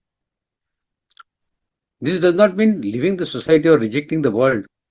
Rather, it means cultivating inner discipline so that external stimuli do not disturb the mind equilibrium. Now, why sense control leads to wisdom? We say sense control is necessary for wisdom. How sense control leads to wisdom? Because the clarity of mind. A distracted mind cannot reflect or discriminate between right and wrong. Once the senses are disciplined, mental clarity increases. Obvious. Freedom from impulses. When one is not pulled by impulsive desires, choices become deliberate, choices become calm, choices become wise. Emotional stability comes. Sense control removes the unnecessary likes and dislikes of life, reducing the emotional turbulence. Strength of character increases. Self-restraint builds willpower and resilience, creating a strong foundation for the inner growth. Strength of character is a must for inner growth. Then awakening of the to the higher purpose of life, higher self, awakening to the higher self. As attention turns inwards instead of outward, the person begins to experience spiritual awareness and he starts experiencing what is inner joy. The practical implications of this in modern life is mindful consumption. Be aware of what you watch, be aware of what you hear, be aware of what you eat or indulge in. Not everything stimulating is beneficial. Digital discipline, this is a must in today's world. Digital discipline. Controlling the phone usage, mobile usage, social media or entertainment so that they do not dominate your mind. Balance desires. Not suppressing but intelligently regulating desires so they remain aligned with your long-term objective, your long-term well-being. Inner pause. This is an important thing. Inner pause. Practicing the habit of taking inner pause before reacting. This prevents emotional decisions driven by sensory impulses. And spiritual practice, of course. Meditation, prayer, reflection helps the senses turn inward. When you read Gita, you start looking inward. It strengthens the inner stability of mind. Conclusion of this shloka is, self-mastery is the gateway to wisdom. Self-mastery is the gateway to wisdom. When the senses obey the mind, rather than mind obeying the senses, one attains peace, one attains clarity, one attains spiritual maturity. Such a person is no longer disturbed by the external circumstances and lives with deep inner freedom. The inner discipline marks the beginning of true steadiness in life and true wisdom in the spiritual journey. Next shloka. Ya nisha sarvabhutanam tasya jagrati sanyami yasya jagrati bhutani sa nisha pashyato munehe. What is right for all beings? The disciplined person is awake to, and whether and where all beings are awake, that is night for the self-controlled sage. So both are living in different worlds. What is day for one, that is night for other. What is night for other, is day for one. So this powerful shlok uses the metaphor of day and night. Day and night. Yanisha sarvabhutanam tasya jagrati sanyami yasya jagrati bhutani sa nisha pashyato munehe. And it describes the contrast between the ordinary people and the spiritually wise people. Core meaning is, Sri Krishna Bhagavan is not speaking the literal meaning of day and night. दिन और रात की बात नहीं कर रहे हैं वो. He is highlighting two opposite ways of seeing the life. What the world considers valuable, enjoyable, and worth pursuing is meaningless or dark to the wise. What the world ignores, considers difficult, abstract, unimportant, is the daylight in which the wise are fully awake. In simple terms, the sages and the ordinary persons live in different inner worlds. Outside they live in the same world, but their inner worlds are totally different. The ordinary person is awake to material pleasures, to material achievements, to possessions, to praise, to sensory excitement. These are considered desirable, important, and necessary by an ordinary person. But a self-controlled and enlightened person, for him these things are like night, dim, unimportant, and lacking real value of life. They are temporary.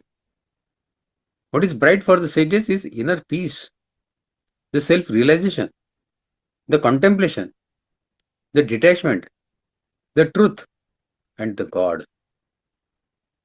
When we talk of these things to a person who is An ordinary person living in material life, he will say, "अब क्या बात कर रहे हैं, हमारे सब दिमाग से ऊपर जा रहा है."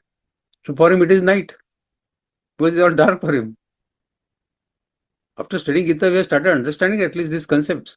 What is right day and what is night? But these spiritual pursuits appear like night to the worldly person. For him it is boring. For him it is difficult to understand. For him it is irrelevant.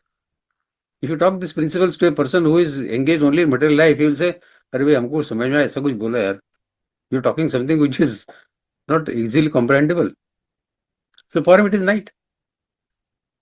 So the worldly perspective versus the spiritual perspective is the subject of this shloka. Worldly mindset, all beings are awake. To that mindset is, focus is on pleasure, focus is on fame, on status, on comparison, on wealth, and on sensory enjoyment. Inner silence feels uncomfortable.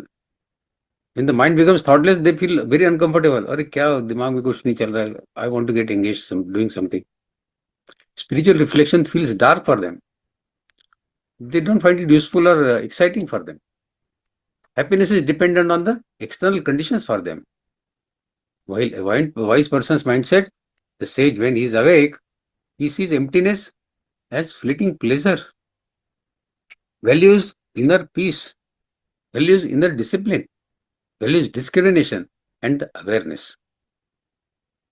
Lives with an inward focus rather than external excitement. Happiness is self-generated, not outsourced to senses. Why should we outsource our senses to happiness to the senses? We can generate it ourselves. No need to outsource it to the senses. So the reversal of priorities is what Shri Krishna is calling day and night. The metaphor of day and night represents ignorance, dullness, attachment or lack of awareness. And the day represents clarity, wisdom, enlightenment and inner illumination. For wise, spiritual wisdom is the daylight. For ordinary, spiritual wisdom is the night. For unwise, material indulgence is the daylight. For spiritually awakened person, material indulgence is night. So both daylights cannot be experienced at the same time. You can have the life of spiritually awakened person and an ordinary person at the same time. This means a person cannot serve two masters. Attachment to senses and pursuit of inner self cannot happen together. You have to choose one. The deep psychological meaning of this shloka is, this shloka shows how the mind transforms when the spiritual awakening begins. The same world is seen differently by two people. Value change. The inner compass turns upward instead of outward. Priority shift from what I can gain to what is true. The mind stops seeking validation and seeks understanding. Such a person is awake to the eternal and is asleep to the temporary. Practical applications of this in our daily life: choose depth over distraction. Meditation, study, silence, and meaningful work becomes more attractive than the mindless entertainment. Finding joy in solitude. Alone time becomes illuminating rather than lonely. When you are sitting alone and doing your own contemplation, manan chintan, that becomes more illuminating. You don't feel loneliness then. Reducing craving. Things that one triggered desired now feel less powerful. And inner independence. Happiness is not dependent on praise or likes or status or on possessions. This does not mean rejecting society, but seeing through its illusions. Conclusion of this shloka is, this shloka beautifully explains the inner shift that occurs when the wisdom arises in the mind. The enlightened person wakes up to the spiritual truth, while the world slips in the material positions, material obsessions. And a sage slips to worldly temptations while the society remains awake to them. So this verse teaches the real awakening is an inner event, a transformation of vision and values. So our day and night definition may also change when we become spiritually awakened. Okay, next shloka. Apuryamanamachalapradishtam samudramapa pravishanti yadvat tadvat kamayam pravishanti sarve sashantimapnoti na kama kami. Just as the ocean remains steady and unmoved through rivers, many rivers, though many rivers enter it from all sides, so does a person into whom desires enter, but who remains undisturbed. He alone attains peace, not the one who tries to fulfill, satisfy the desires, the kama kami. This is one of the most beautiful metaphors in entire Bhagavad Gita. Shri Krishna Bhagavan compares that Sita Prajna, the person of steady wisdom, to a vast and deep ocean, samudra. The ocean metaphor is the ocean receives water from countless rivers, sometimes gently, sometimes in floods. Yet the ocean does not overflow or shrink. It remains in depth, it remains in dignity, and it remains in calmness. Similarly, a wise person also faces desires, thoughts, temptations, challenges, emotions, and opportunities and threats. But none of this disturbs his inner equilibrium. He remains centered like the ocean. This is not because desires never arise in a wise person. They do. The shloka says, enter into him. Desires enter into him, like the rivers enter the ocean. Meaning desires appear in the mind, yes, but they do not shake him. They do not possess him. They do not control him. Second part of shloka talks about the ordinary person. Shri Krishna contrasts the wise with the desire-driven person, who believes that fulfilling one desire after another will bring peace. Ek kamna ho gayi dusri. That will bring peace. That is what he thinks, the ordinary person. But this person remains restless because desires never end. Fulfilled desires create more desires. Comparisons and competition, it keeps on growing all the time. Satisfaction from desire fulfillment is temporary. The mind becomes addicted to sensory excitement all the time. Thus, Shri Krishna declares, he does not attain peace who runs behind desires. One who runs behind desires, he does not attain peace. Trying to satisfy desires is like pouring fuel to the fire. It only grows. What makes a wise person different than an ordinary person? Acceptance. Desires may arise naturally. Wise person accepts it. Desires may arise naturally. But the wise person does not panic with desire coming to his mind. He watches them without reacting impulsively. Not identification. He does not mistake desires to his identity. He knows, I am a witness. मैं साक्षी हूं. I am not that desire. Desire keep coming and going. I am not that desire. I am a witness to those desires. Inner fullness. Peace comes because he satisfies the desire. Peace does not. Peace not because he satisfies by satisfying the desire, the peace cannot come. But because he feels whole from within, that's why the peace comes. Just as the ocean is full, the wise person is inwardly complete. Then discriminative power. He knows the limitations of desire-driven happiness. His joy comes from the clarity, from the calmness, and from the self-awareness, not from the desire. And the psychological insight is, Shri Krishna reveals a deep psychological truth in this shloka. Desire cannot disturb you unless you cling to your desires. If you cling to your desires, then of course, then they will disturb you. They will not disturb you unless you cling to your desires. Desires arise from nature, but attachment arises from ignorance. That is what God is protesting about. Ignorance. When the mind becomes spacious like the ocean, desires become small waves, not storm. They get absorbed in the ocean. Practical application of this shloka in life is, do not expect the world to stop generating desires. The world will generate desires. That is the job of the world. Instead, learn to observe them without blindly obeying the desires. Second, cultivate inner stability through meditation. Inner stability. A stable mind is like a deep ocean, not disturbed by the surface waves. Third, reduce psychological dependence. Needing less from the world makes you free. Don't put too many demands on the world. And practice contentment. A content heart naturally becomes peaceful. Conclusion of this shloka is, this shloka teaches that peace is an inner state, not the result of satisfying desires. Desires always come and will go, like rivers flowing into the ocean. But the person whose mind is deep, calm, and content remains unmoved. So such a person alone attains the lasting peace, not the one who keeps chasing the desires, na kama kami. Next shloka.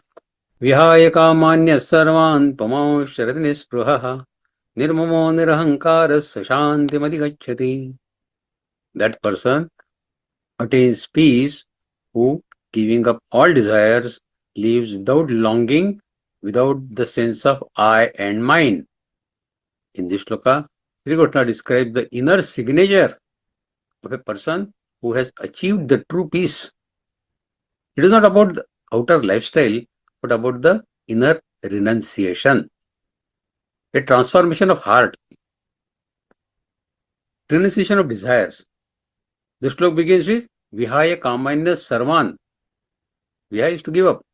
Kaman sarvan, all desires. One who has abandoned all desires. Vihaya kaman sarvan. This does not mean suppressing desires through force. Suppression creates inner conflict.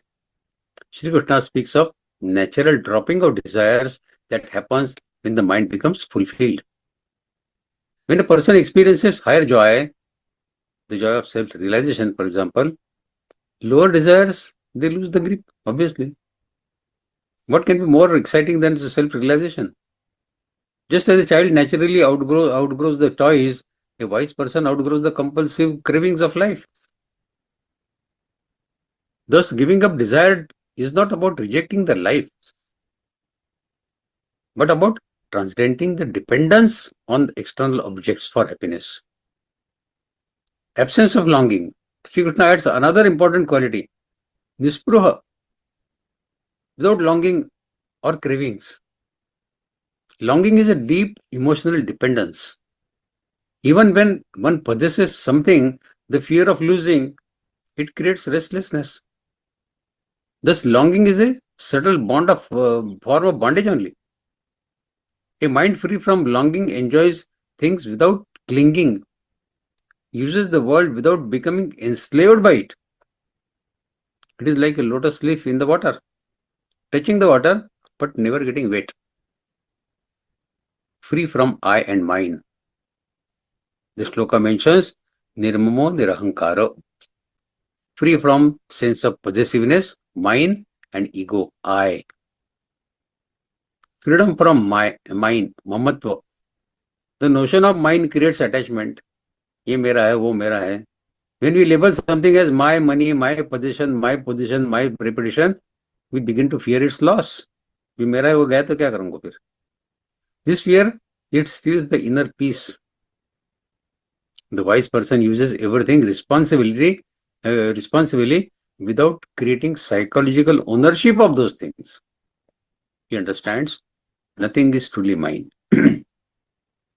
Everything is entrusted to me temporarily. आज है कल जा सकता है. Freedom from I, that is ahankar, nirahankar. Ego is false identity that equates the self with body, with achievements, with options, with opinions, and with possessions of life. The wise person knows that I am not the body. I am not the roles that I am playing in my life. I am not the emotions that come in my mind. I am the witnessing consciousness of all this. When the ego dissolves, conflict dissolves. Because conflict is born from ego's demands for importance, for praise, or for superiority. Now, why do these qualities lead to peace?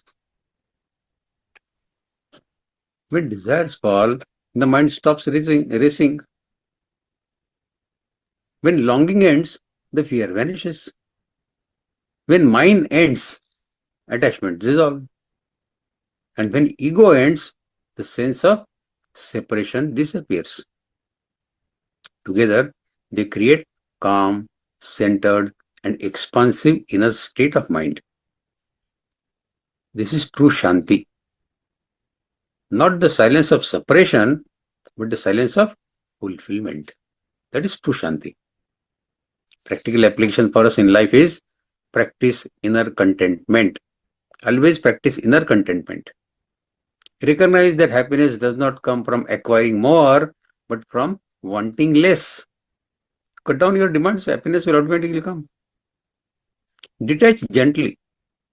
Using everything, enjoy everything, but do not cling psychologically. Observe the ego. Notice when ego appears through anger, through pride, through hurt, or through comparison. Awareness weakens it. When you become aware of your own ego, you know when to cut down your ego. Live lightly. Do not burden the life with too many expectations or demands. Keep your demands as minimum as possible. Cultivate gratitude. A grateful heart automatically releases the sense of I and mine. Conclusion of this shloka is, it explains the inner architecture of peace. Peace comes to one who has transcended the desires, released longings, dissolved possessiveness, and weakened the ego. Such a person lives in the world yet remains free. This is the hallmark of a Sthita Prajna, a person with steady wisdom. We will take the concluding shloka of this shloka, this adhyaya now. Shloka 72. Esha brahmisya partha nainam prapya vimuhyati titva syamandakale pe brahma nirvana mrichati. God says, this is the state. This is the state of person established in Parabrahma. What we discussed in the earlier shloka. Having attained this state, one is never deluded again. Na vimuhyati. He doesn't get deluded again. Remaining steady in this state, even at the time of death. Sitvasya mantakalepi, antakal. Even at the moment of death, when he attains this state, he attains the liberation.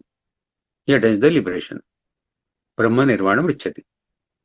In this shloka, Shri Krishna concludes the profound description of the Sthita Prajna, a person of steady wisdom, and he summarizes the entire inner journey of this chapter 2, Sankhya Yoga.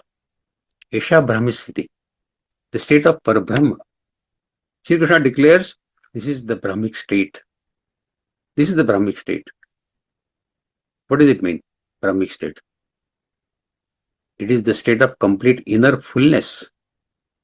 The mind is no longer dependent on anything external. That is Brahmic state. One has discovered the eternal, unchanging self, Atma. That is Brahmic state. Joy flows from within, not from the senses. That is Brahmic state. Fear, anxiety, cravings, ego, and attachments have dissolved. That is Brahmic state. This state is not temporary or emotional. It is a permanent spiritual clarity.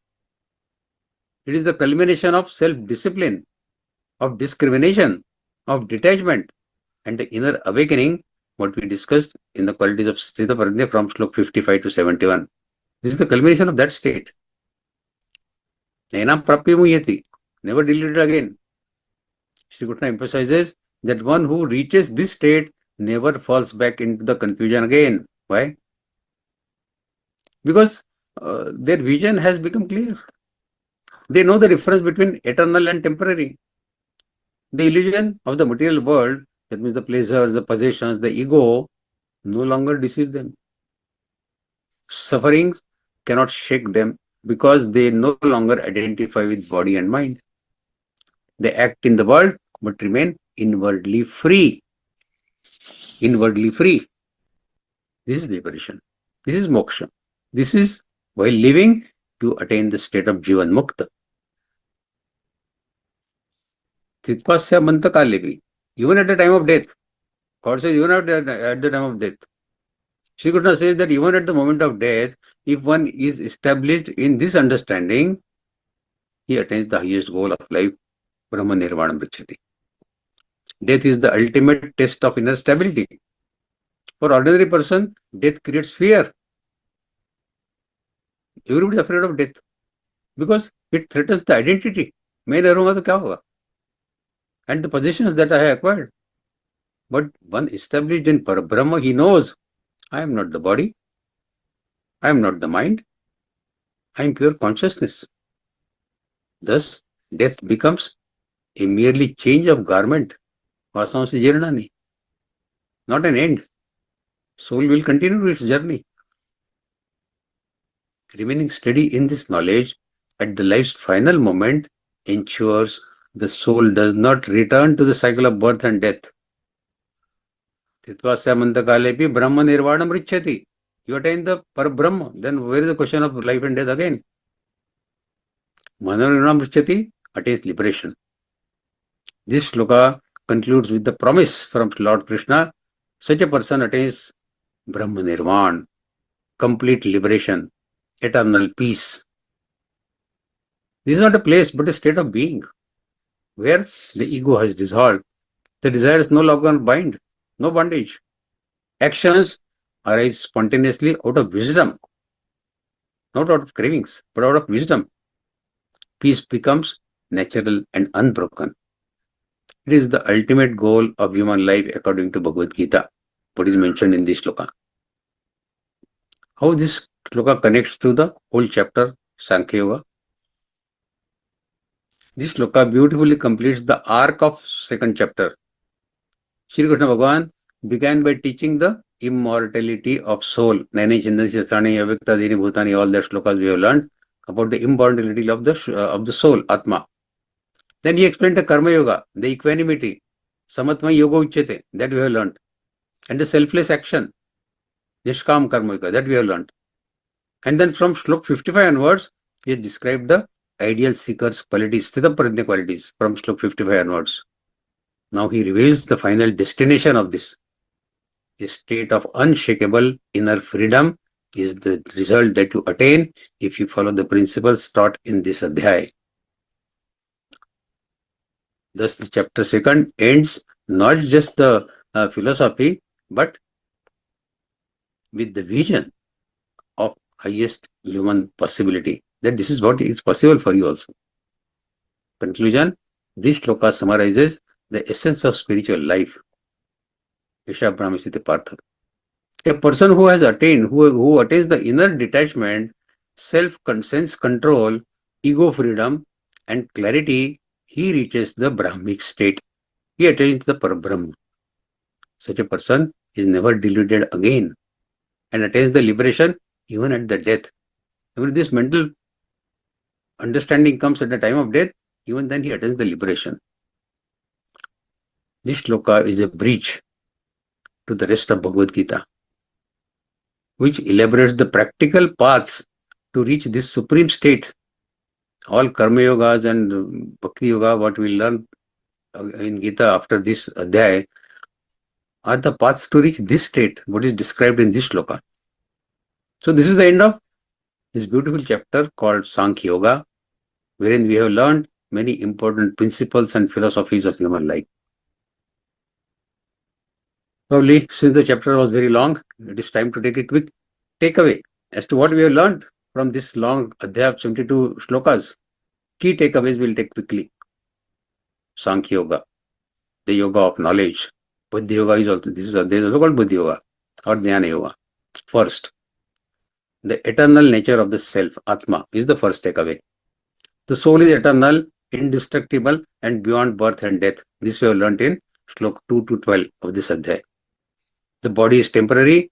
Identification to it leads to suffering. Understanding the difference between the physical body and the eternal self brings clarity and courage. Second point we have learned is duty and karma. There is karma yoga points we have understood. Perform your duty according to your dharma without attachment to the results. Karmanyavadikaraste ma phaleshu kadachana ma karmaphale heturur mate sango sakarani. Shlok 47. Then focus on the action, not on the fruits. Acting selflessly aligns with spiritual wisdom. Work performed without selfish desires purifies the mind and leads to liberation. That is the karma yoga principles we have learned. Third point we have learned is equanimity in pleasure and pain. Success and failure, gain and loss, happiness and sorrow are part of life. This we have learned in Shlok 38:14. A wise person treats all experiences with balance and steadiness of mind. Equanimity prevents emotional turbulence and cultivate the inner peace. Fourth point we have learned is control the mind. The senses are naturally attracted to objects. The mind must govern them. This we have learned from Shlok 58 to 68. Uncontrolled desires lead to anger, delusion, and destruction. Those two famous shlokas we have learned. Dhyayatu Vishayan Pusam. Then self-discipline and withdrawal of senses from the external distractions, it stabilizes the mind. Fifth point we have learned is the sequence of downfall and the way to stability. The famous shlokas Dhyayatu Vishayan Pusam. Repeated indulgence in sense objects. Dhyayato, it leads to desire. Desire leads to anger. Anger leads to delusion. Delusion leads to loss of memory. And delusion, loss of memory leads to Viddhinashat Pranashati, destruction of intellect, and then total ruin. So these Shlok 62 and 63 are extremely important. Freedom from attachment and aversion, and combined with control over mind and senses, it leads to serenity. So the path going upward is shown in Shlok 64 and 65. Path going downwards is shown in Shlok 62 and 63. Stability of mind, clarity of intellect, and inner calm are the prerequisites for spiritual growth. Then we learned the Siddhaprajna, the qualities of steady-minded person. The Siddhaprajna, steady-minded person, remains unmoved by pleasure and pain. This we have learned from Shlok 52 to 72, all these Siddhaprajna shlokas only. Key qualities include detachment from worldly desires, absence of ego and possessiveness, inner calm and contentment, equanimity under all situations, all circumstances, freedom from the fear of death. Such a person experiences happiness independent of external conditions. Seventh point we have learned is the role of knowledge and discrimination, vivek. Discerning between permanent self and impermanent, that is body, wealth, status, is essential. Knowledge of self, it strengthens our resolve, it reduces the attachment, and it cultivates the wisdom. This we learned in Shlok 54 to 56. Then wisdom is the guiding force that controls desires and maintains the steadiness. Eighth point we have learned is liberation and Brahmic state. The true liberation is attained when one remains steady, detached, and free from ego, even at the time of death. That is what we have just concluded in Slok 72. Yitvasyamanta kalepi brahma nirvana prichyati. Peace is not obtained by fulfilling desires, but by self-mastery, awareness, and non-attachment. This we have learned in Slok 70 and 71. Liberation, the moksha, is the ultimate outcome of knowledge, disciplined action, and inner steadiness. The practical guide for our daily life is perform duties mindfully, without selfish expectations. Cultivate mental resilience to face challenges in life. Observe desires and impulses without attachment. Maintain calmness and awareness amidst both favorable and adverse situations. Focus on spiritual growth while living an active life. You should live active life, but focus on spiritual growth. And 10th point, integration of knowledge and action. Jnana and karma. Knowledge, jnana and action, karma, are inseparable in practice. You cannot separate jnana and karma. Every karma has to have a foundation of jnana. Understanding the eternal self and practicing duty without attachment together leads to peace, clarity, and liberation. So you have to use jnana for performing the karma. Chapter 2, the Sankhya Yoga, it provides a psychological and practical framework for leading a balanced, purposeful, and spiritually grounded life. In a sense, this chapter of Bhagavad Gita teaches us live in the world, perform your duties, control your mind, control your senses, remain unattached to outcomes, and anchor yourself in the eternal self, not in the material world, but anchor yourself in the eternal self. This is the path to peace, to wisdom, and to liberation. Thank you so much for your patience. Now the forum is open for you to raise your questions. Jai Shri Krishna. Thank you so much, Vikas Bhaiya, for leading us through this profound journey through Sankhya Yoga with deep devotion and, most importantly, lived insights, showing us how to act with calm and strength and discernment and inner poise in the midst of the modern world, relating the teachings of Bhagwan to modern world has, I'm sure, everybody would have found that extremely helpful. And before we proceed, just wanted to remind you that Learngeeta is celebrating the Geeta Jayanti Mahotsav from 15th of November and 31st of December, as we all know. As part of this sacred observance, a chapter-wise Bhagavad Gita Parayan is being held every day morning at 6:30 a.m., followed by a deep contemplative reflection by our most respected and loved Ashu Bhaiya ji. And every evening at 7:30, we are blessed to have the Sampurna Parayan. We humbly invite all of you to participate in these Parayans and immerse yourself in the spiritual joy, serenity, and the grace of the Bhagavad Gita. And also, as part of this celebration, the Gita Olympiad is ongoing with several exciting events and prizes. We encourage you to register and participate in geetajayanti.com. Details available in your participants group. And we now invite sadhaks to please raise their hands. Now, And if it's not just about learning the Gita, it's also about playing with the Gita. On the auspicious occasion of Gita Jayanti, the Gita Jayanti Olympiad has been launched by Geeta Pariwar. This Olympiad is open to everyone and participation is completely free of cost. The Olympiad includes 5 weeks and 5 special rounds, where each round combines learning with play. And finally, there is the grand finale, a magnificent live competition.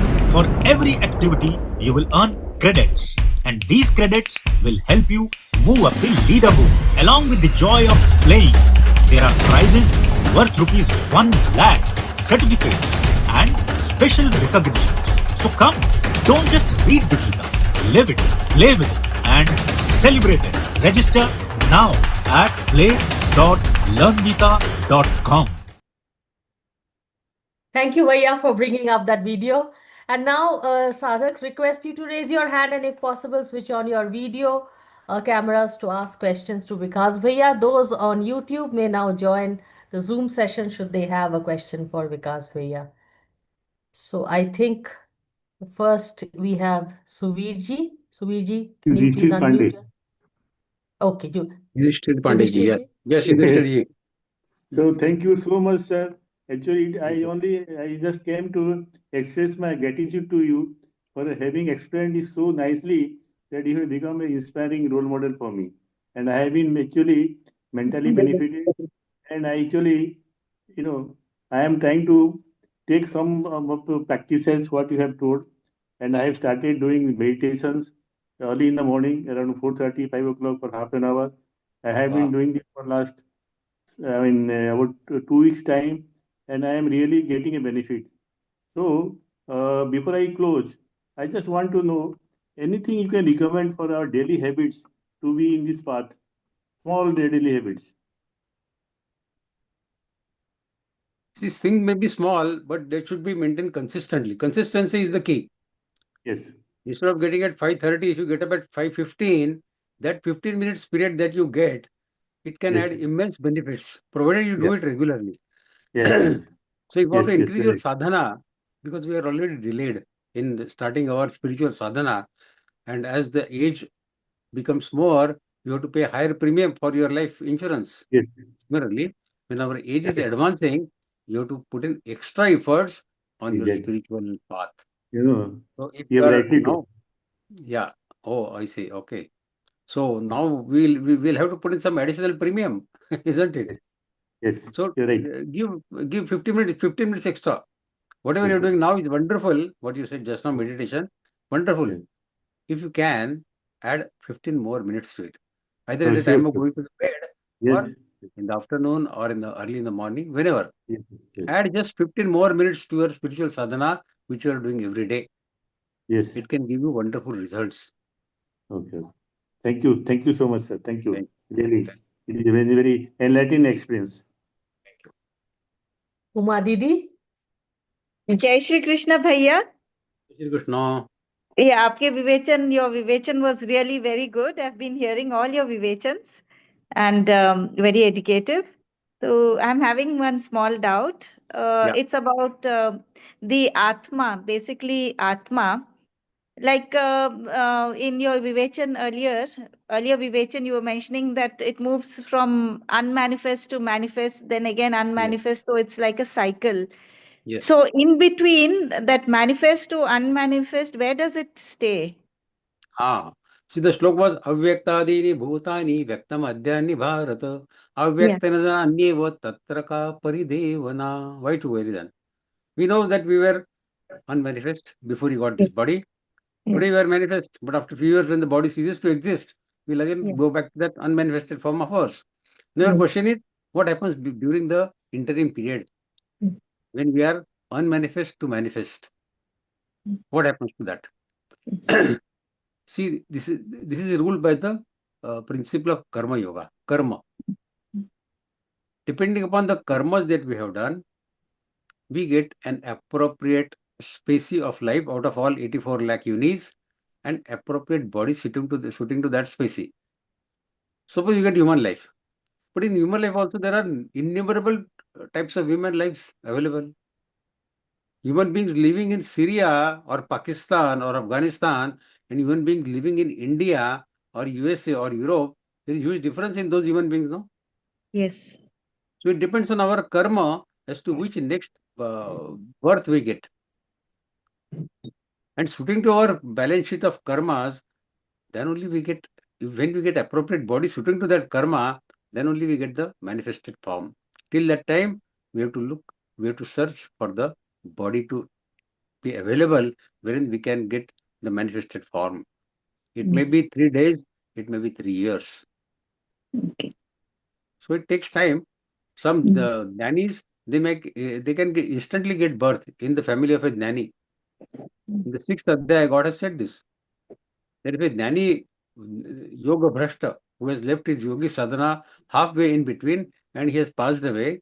He can instantly get a rebirth in the family of a nanny, so that he can continue his journey on spirituality in the next life. But depending upon everybody's karmas, balance sheet of karma, he get appropriate life. Nothing goes west. That is a great promise from Geeta. Whatever spiritual sadhana you have done in this life, it does not go west. In next life, you will start from where you have left. Mm. So it's a great relief for us. Whatever you are Yes. doing in this life, nothing is going to get west. Yeah. And then one more question, Bhaiya. Yeah. This moksha, they say, Yeah. no, moksha, like person who's done lot of punya and all that, he'll get moksha. That is, he Yeah. reaches Paramatma. Mm-hmm. So, and on the other hand, Bhagwan Shri Krishna says that he favors karma yoga. So Mm. that means a person who gets moksha, for him that karma yoga will not be there, no, Bhaiya? See, karma yoga is a path to moksha. Karma yoga is Okay. not the end. It is a path towards the moksha. Okay. Like Sankhya Yoga we learned today is a path to the moksha. Similarly, Karma Yoga, third adhyaya and fourth adhyaya, is a path to the moksha. Moksha is the ultimate destination. Whether you follow the path of Bhakti Yoga, 12th adhyaya, or Karma Yoga, 3, 4, 5 adhyaya, or Sankhya Yoga, Buddhi Yoga, whatever you call it, second adhyaya, they're all leading to the same destination. All lead to the same destination. Our objective is to attain the destination. Which path we follow is up to us. If we have the sanskara from past life of Jnana, then you can follow the path of Jnana, Sankhya Yoga.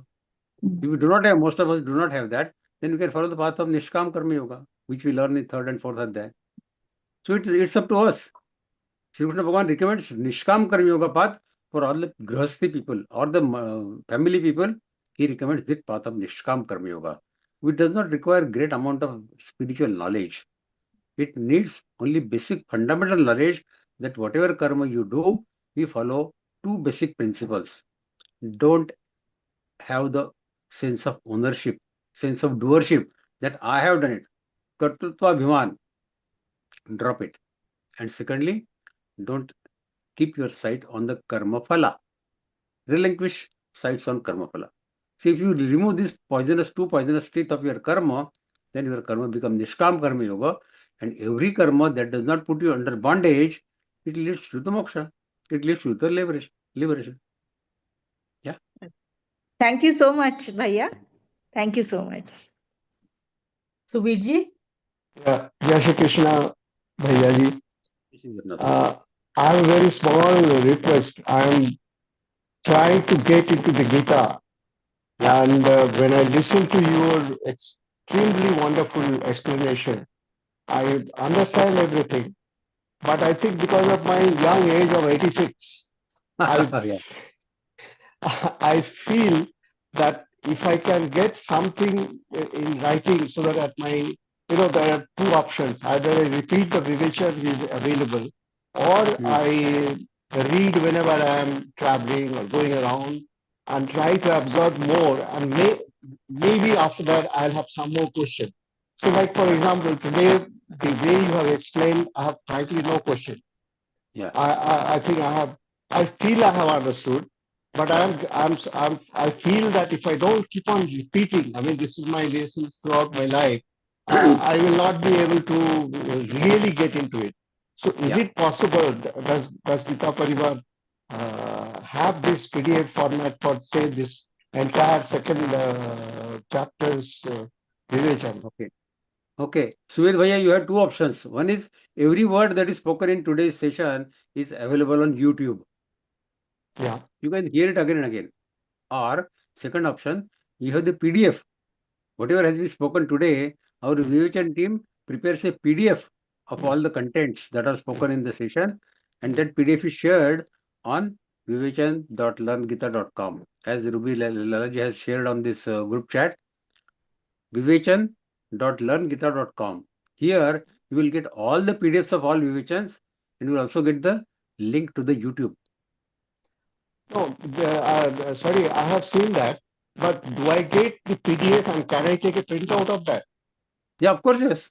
Of course, yes. Okay, I'll check that. I didn't check it. You can take a printout. You can take a printout. And, you can download it on your laptop and you can print that's it. correct. That's correct. Yeah. And just in case, can I have your contact number? In a very rare case, suppose I'm not able to attain this Vivechan or some reason or other, I have some certain questions. Can I reach out to you? Sure, most welcome. My number is 9881 9881 25 25 0 0 57 57. 9881 25 057 9881 25057. 252057. 252057. 10 digits. 9881 252057. Right. Oh, Dhanyavad. I'm too young, but you'll be surprised. No, I still offer service to the government of India. Oh my goodness! So you're so active. Then why you will be very active in Gita also? No, See, I Gita is, or spiritual life is for active people like thought you. of that, but Ah. I'm not able to do. What can I offer to Gita Pariwar excepting I'm available for everything. Okay. Okay. First, let us see how we can progress ourselves on this path of spirituality. And then, Yes, if the time permits and if the energy permits, then we can offer seva. right, sir. Yeah. That's Yeah. right. Okay. Jai Shri Krishna. बहुत धन्यवाद. Dhanyavad. Mamta ji? Yes, Jai Shri Krishna, Bhaiya. Thank you Jai so Shri much Krishna. for your Mamta ji. amazing devotion. Bhaiya, you were talking about internal change. Yeah. Sometimes we feel that we have changed internally, but Hmm. again, when some situation comes, again Hmm. it seems that I have learned nothing. Because That means you have not when changed. opposition comes, na, then everything like I feel like everything is inside there. So that is means we need to still practice what we are learning through theory, that we need to implement in our day-to-day life. That is the lesson what we need to learn. These And Bhaiya, shlokas what we are reading, and as I normally say in every session, to have that firmness, that is called dhruti. In Gita we call it dhruti. Dhruti means the firmness of intellect. To develop dhruti, firmness of intellect, meditation helps a great deal. yes, only meditation is Have the this way habit only. of sitting in meditation, then the peace of mind that you attain through meditation, it will definitely help you to follow the principles of Gita in your day-to-day life. You will not lose the mental peace. You will not have the anger up to the level that you may have today. It will start dropping down, definitely, guaranteedly. But there has to be consistency. Consistency in meditation can give you great results. Over a period of time, you can have real mental peace without any disturbance. People may try to instigate you, people may try to disturb you mentally, but then you will learn how to remain peaceful inside without overreacting. Today, what happens is, if somebody talks some word to us, we overreact it, and Yes, that creates more disturbance. Your reaction does not help you in mental peace. It only adds to a mental disturbance. yes, Bhaiya. So that's why I normally say that instead of responding without thinking, our response should be after applying the Vivek Buddhi. We should Pratisad. not react impulsively. Impulsively. Impulsive reaction is the problem of our mental anxiety or mental uh, disturbances. If we think that's why I'll always insist in every revision, pause. Pause is a golden mantra. You take a pause. That much we can learn from Gita at least. That when something disturbing happens, take a pause. Yes, yes. Taking a pause a few seconds will drastically change your reaction to that particular incident or particular wordings used by somebody else against you. Take a pause. Follow this principle from today. When somebody talks to you, don't respond to him immediately. Take a pause. And Bhaiya, meditation is the only thing, na? Meditation is the only answer to all your calmness and Meditation is the answer. That is in our hands. We can do meditation. yes, yes. There are many good teachers, trainers available where you can learn meditation. On the YouTube, you can search for it. There is the Okay, Heart Foundation, some foundation. There are trained teachers there. They can teach you meditation. You can join any institute and okay. learn into meditation. Thank you, Bhaiya. Thank you so much. Any more questions, please? Yes, Bhaiya, there is someone with the name of Nokia G42. Okay, ji. If you can kindly switch on your video, it will be helpful. Please ask your question. My name is Kusum Gupta. Actually, I didn't enter my name. I'm sorry. May I speak? Yes, Sure. please. Go ahead. Go ahead. Sir, thank you very much. But I know very little to be able to ask a question, but I have a small request. May I? Yeah, sure. Go ahead. Sir, I have a feeling that some of us start appreciating Gita at the last leg of our life, or suffering from a terminating disease, or when we have had a traumatic experience. But sir, I am useless to the society and the country now. how can one inculcate the sort of the determination, the pleasure of learning Gita at a younger age, at least say between 20 and 40, that one can really do something for the society and the country.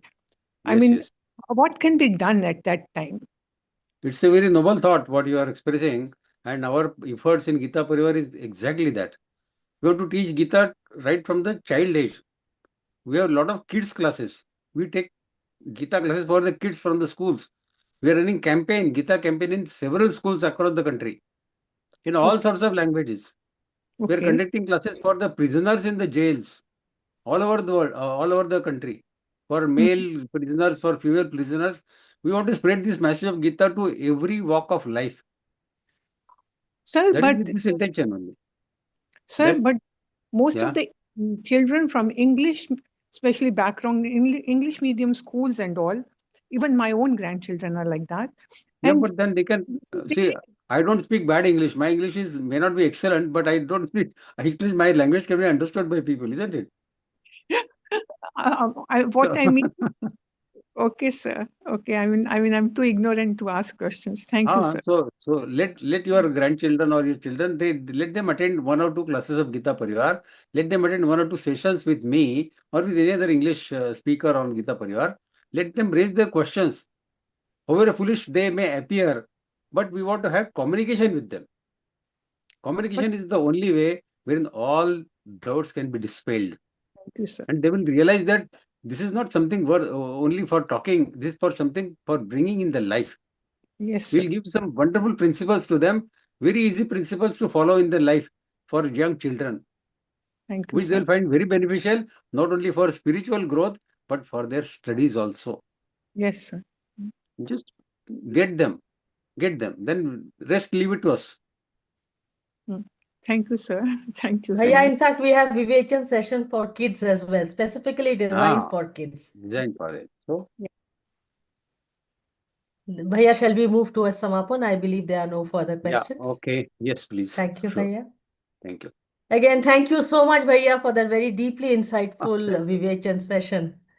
On behalf of Geeta Pariwar, I take this opportunity to thank each and every one of you for attending this session today and look forward to having you back next weekend for another similar enlightening Vivechan session on a new chapter. I express my deep gratitude to the technical and back-end team working behind the scene for their contribution in making the session a success. And now we offer our sincere gratitude to Bhagwan for all the blessings he has bestowed upon us.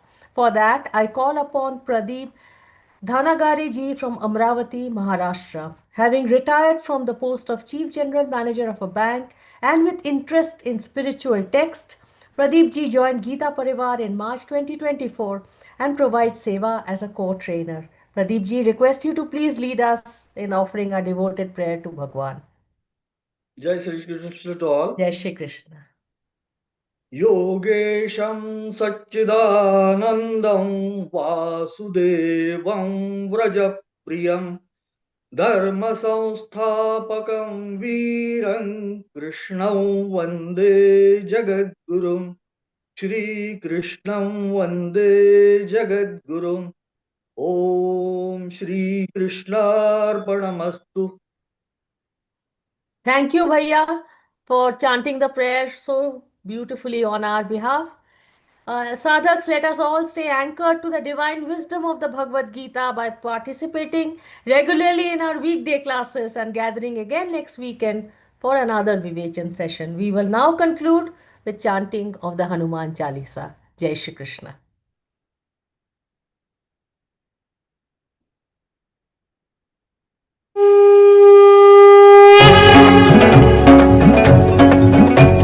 Shri गुरु चरण सरोज रज निज मन मुकुर सुधारि बरन रघुबर बिमल जसु जो दायक फलचारि बुद्धिहीन तनु जानिके सुमिरौ पवन कुमार बल बुद्धि विद्या देहु मोहि हरहु कलेश विकार जय हनुमान ज्ञान गुण सागर जय कपीस तिहु लोक उजागर राम दूत अतुलित बल धामा अंजनी पुत्र पवन सुत नामा महावीर विक्रम बजरंगी कुमति निवार सुमति के संगी कंचन बरन विराज सुबेसा कानन कुंडल कुंचित केसा हाथ वज्र ध्वजा विराजय कांधे मूंज जनेऊ साजय शंकर सुवन केसरी नंदन तेज प्रताप महाजगवंदन विद्यावान गुणी अति चातुर राम काज करिबेको आतुर प्रभु चरित्र सुनिबेको रसिया राम लखन सीता मन बसिया सूक्ष्म रूप धरि सिंहि दिखावा विकट रूप धरि लंक जरावा भीम रूप धरि असुर सहारे रामचंद्र के काज सवारे लाय सजीवन लखन जियाए श्री रघुवीर हर्षि उर लाए रघुपति कीन्ही बहुत बड़ाई तुम मम प्रिय भरत ही सम भाई सहस बदन तुम रोजस गावै अस कहि श्रीपति कंठ लगावै सनकादिक ब्रह्मादि मुनीसा नारद सारद सहित अहिसा जम कुबेर दिगपाल जहाते कवि कोविद कहि सके कहाते तुम उपकार सुग्रीव ही कीन्हा राम मिलाय राजपद दीना तुम्हरो मंत्र विभीषण माना लंकेश्वर भय सब जग जाना जुग सहस्र योजन पर भानु लील्यो ताहि मधुर पल जानु प्रभु मुद्रिका मेलि मुख माहि जलधि लांघि गए अचरज नाही दुर्गम काज जगत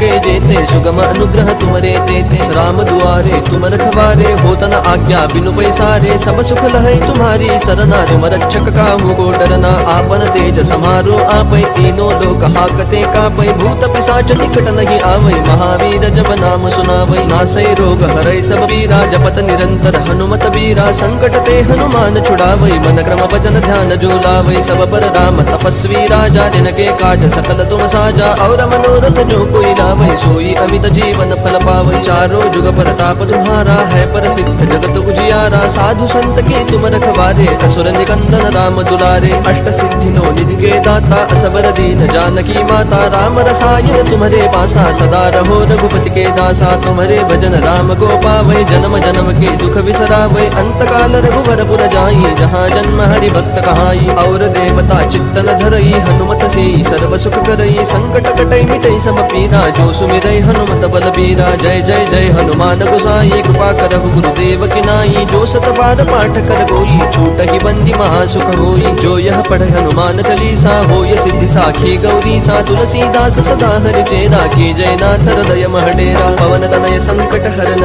मंगल मूर्ति रूप राम लखन सीता सहित हृदय बसहु सुर भूप सियावर रामचंद्र की जय पवन सुत हनुमान की जय।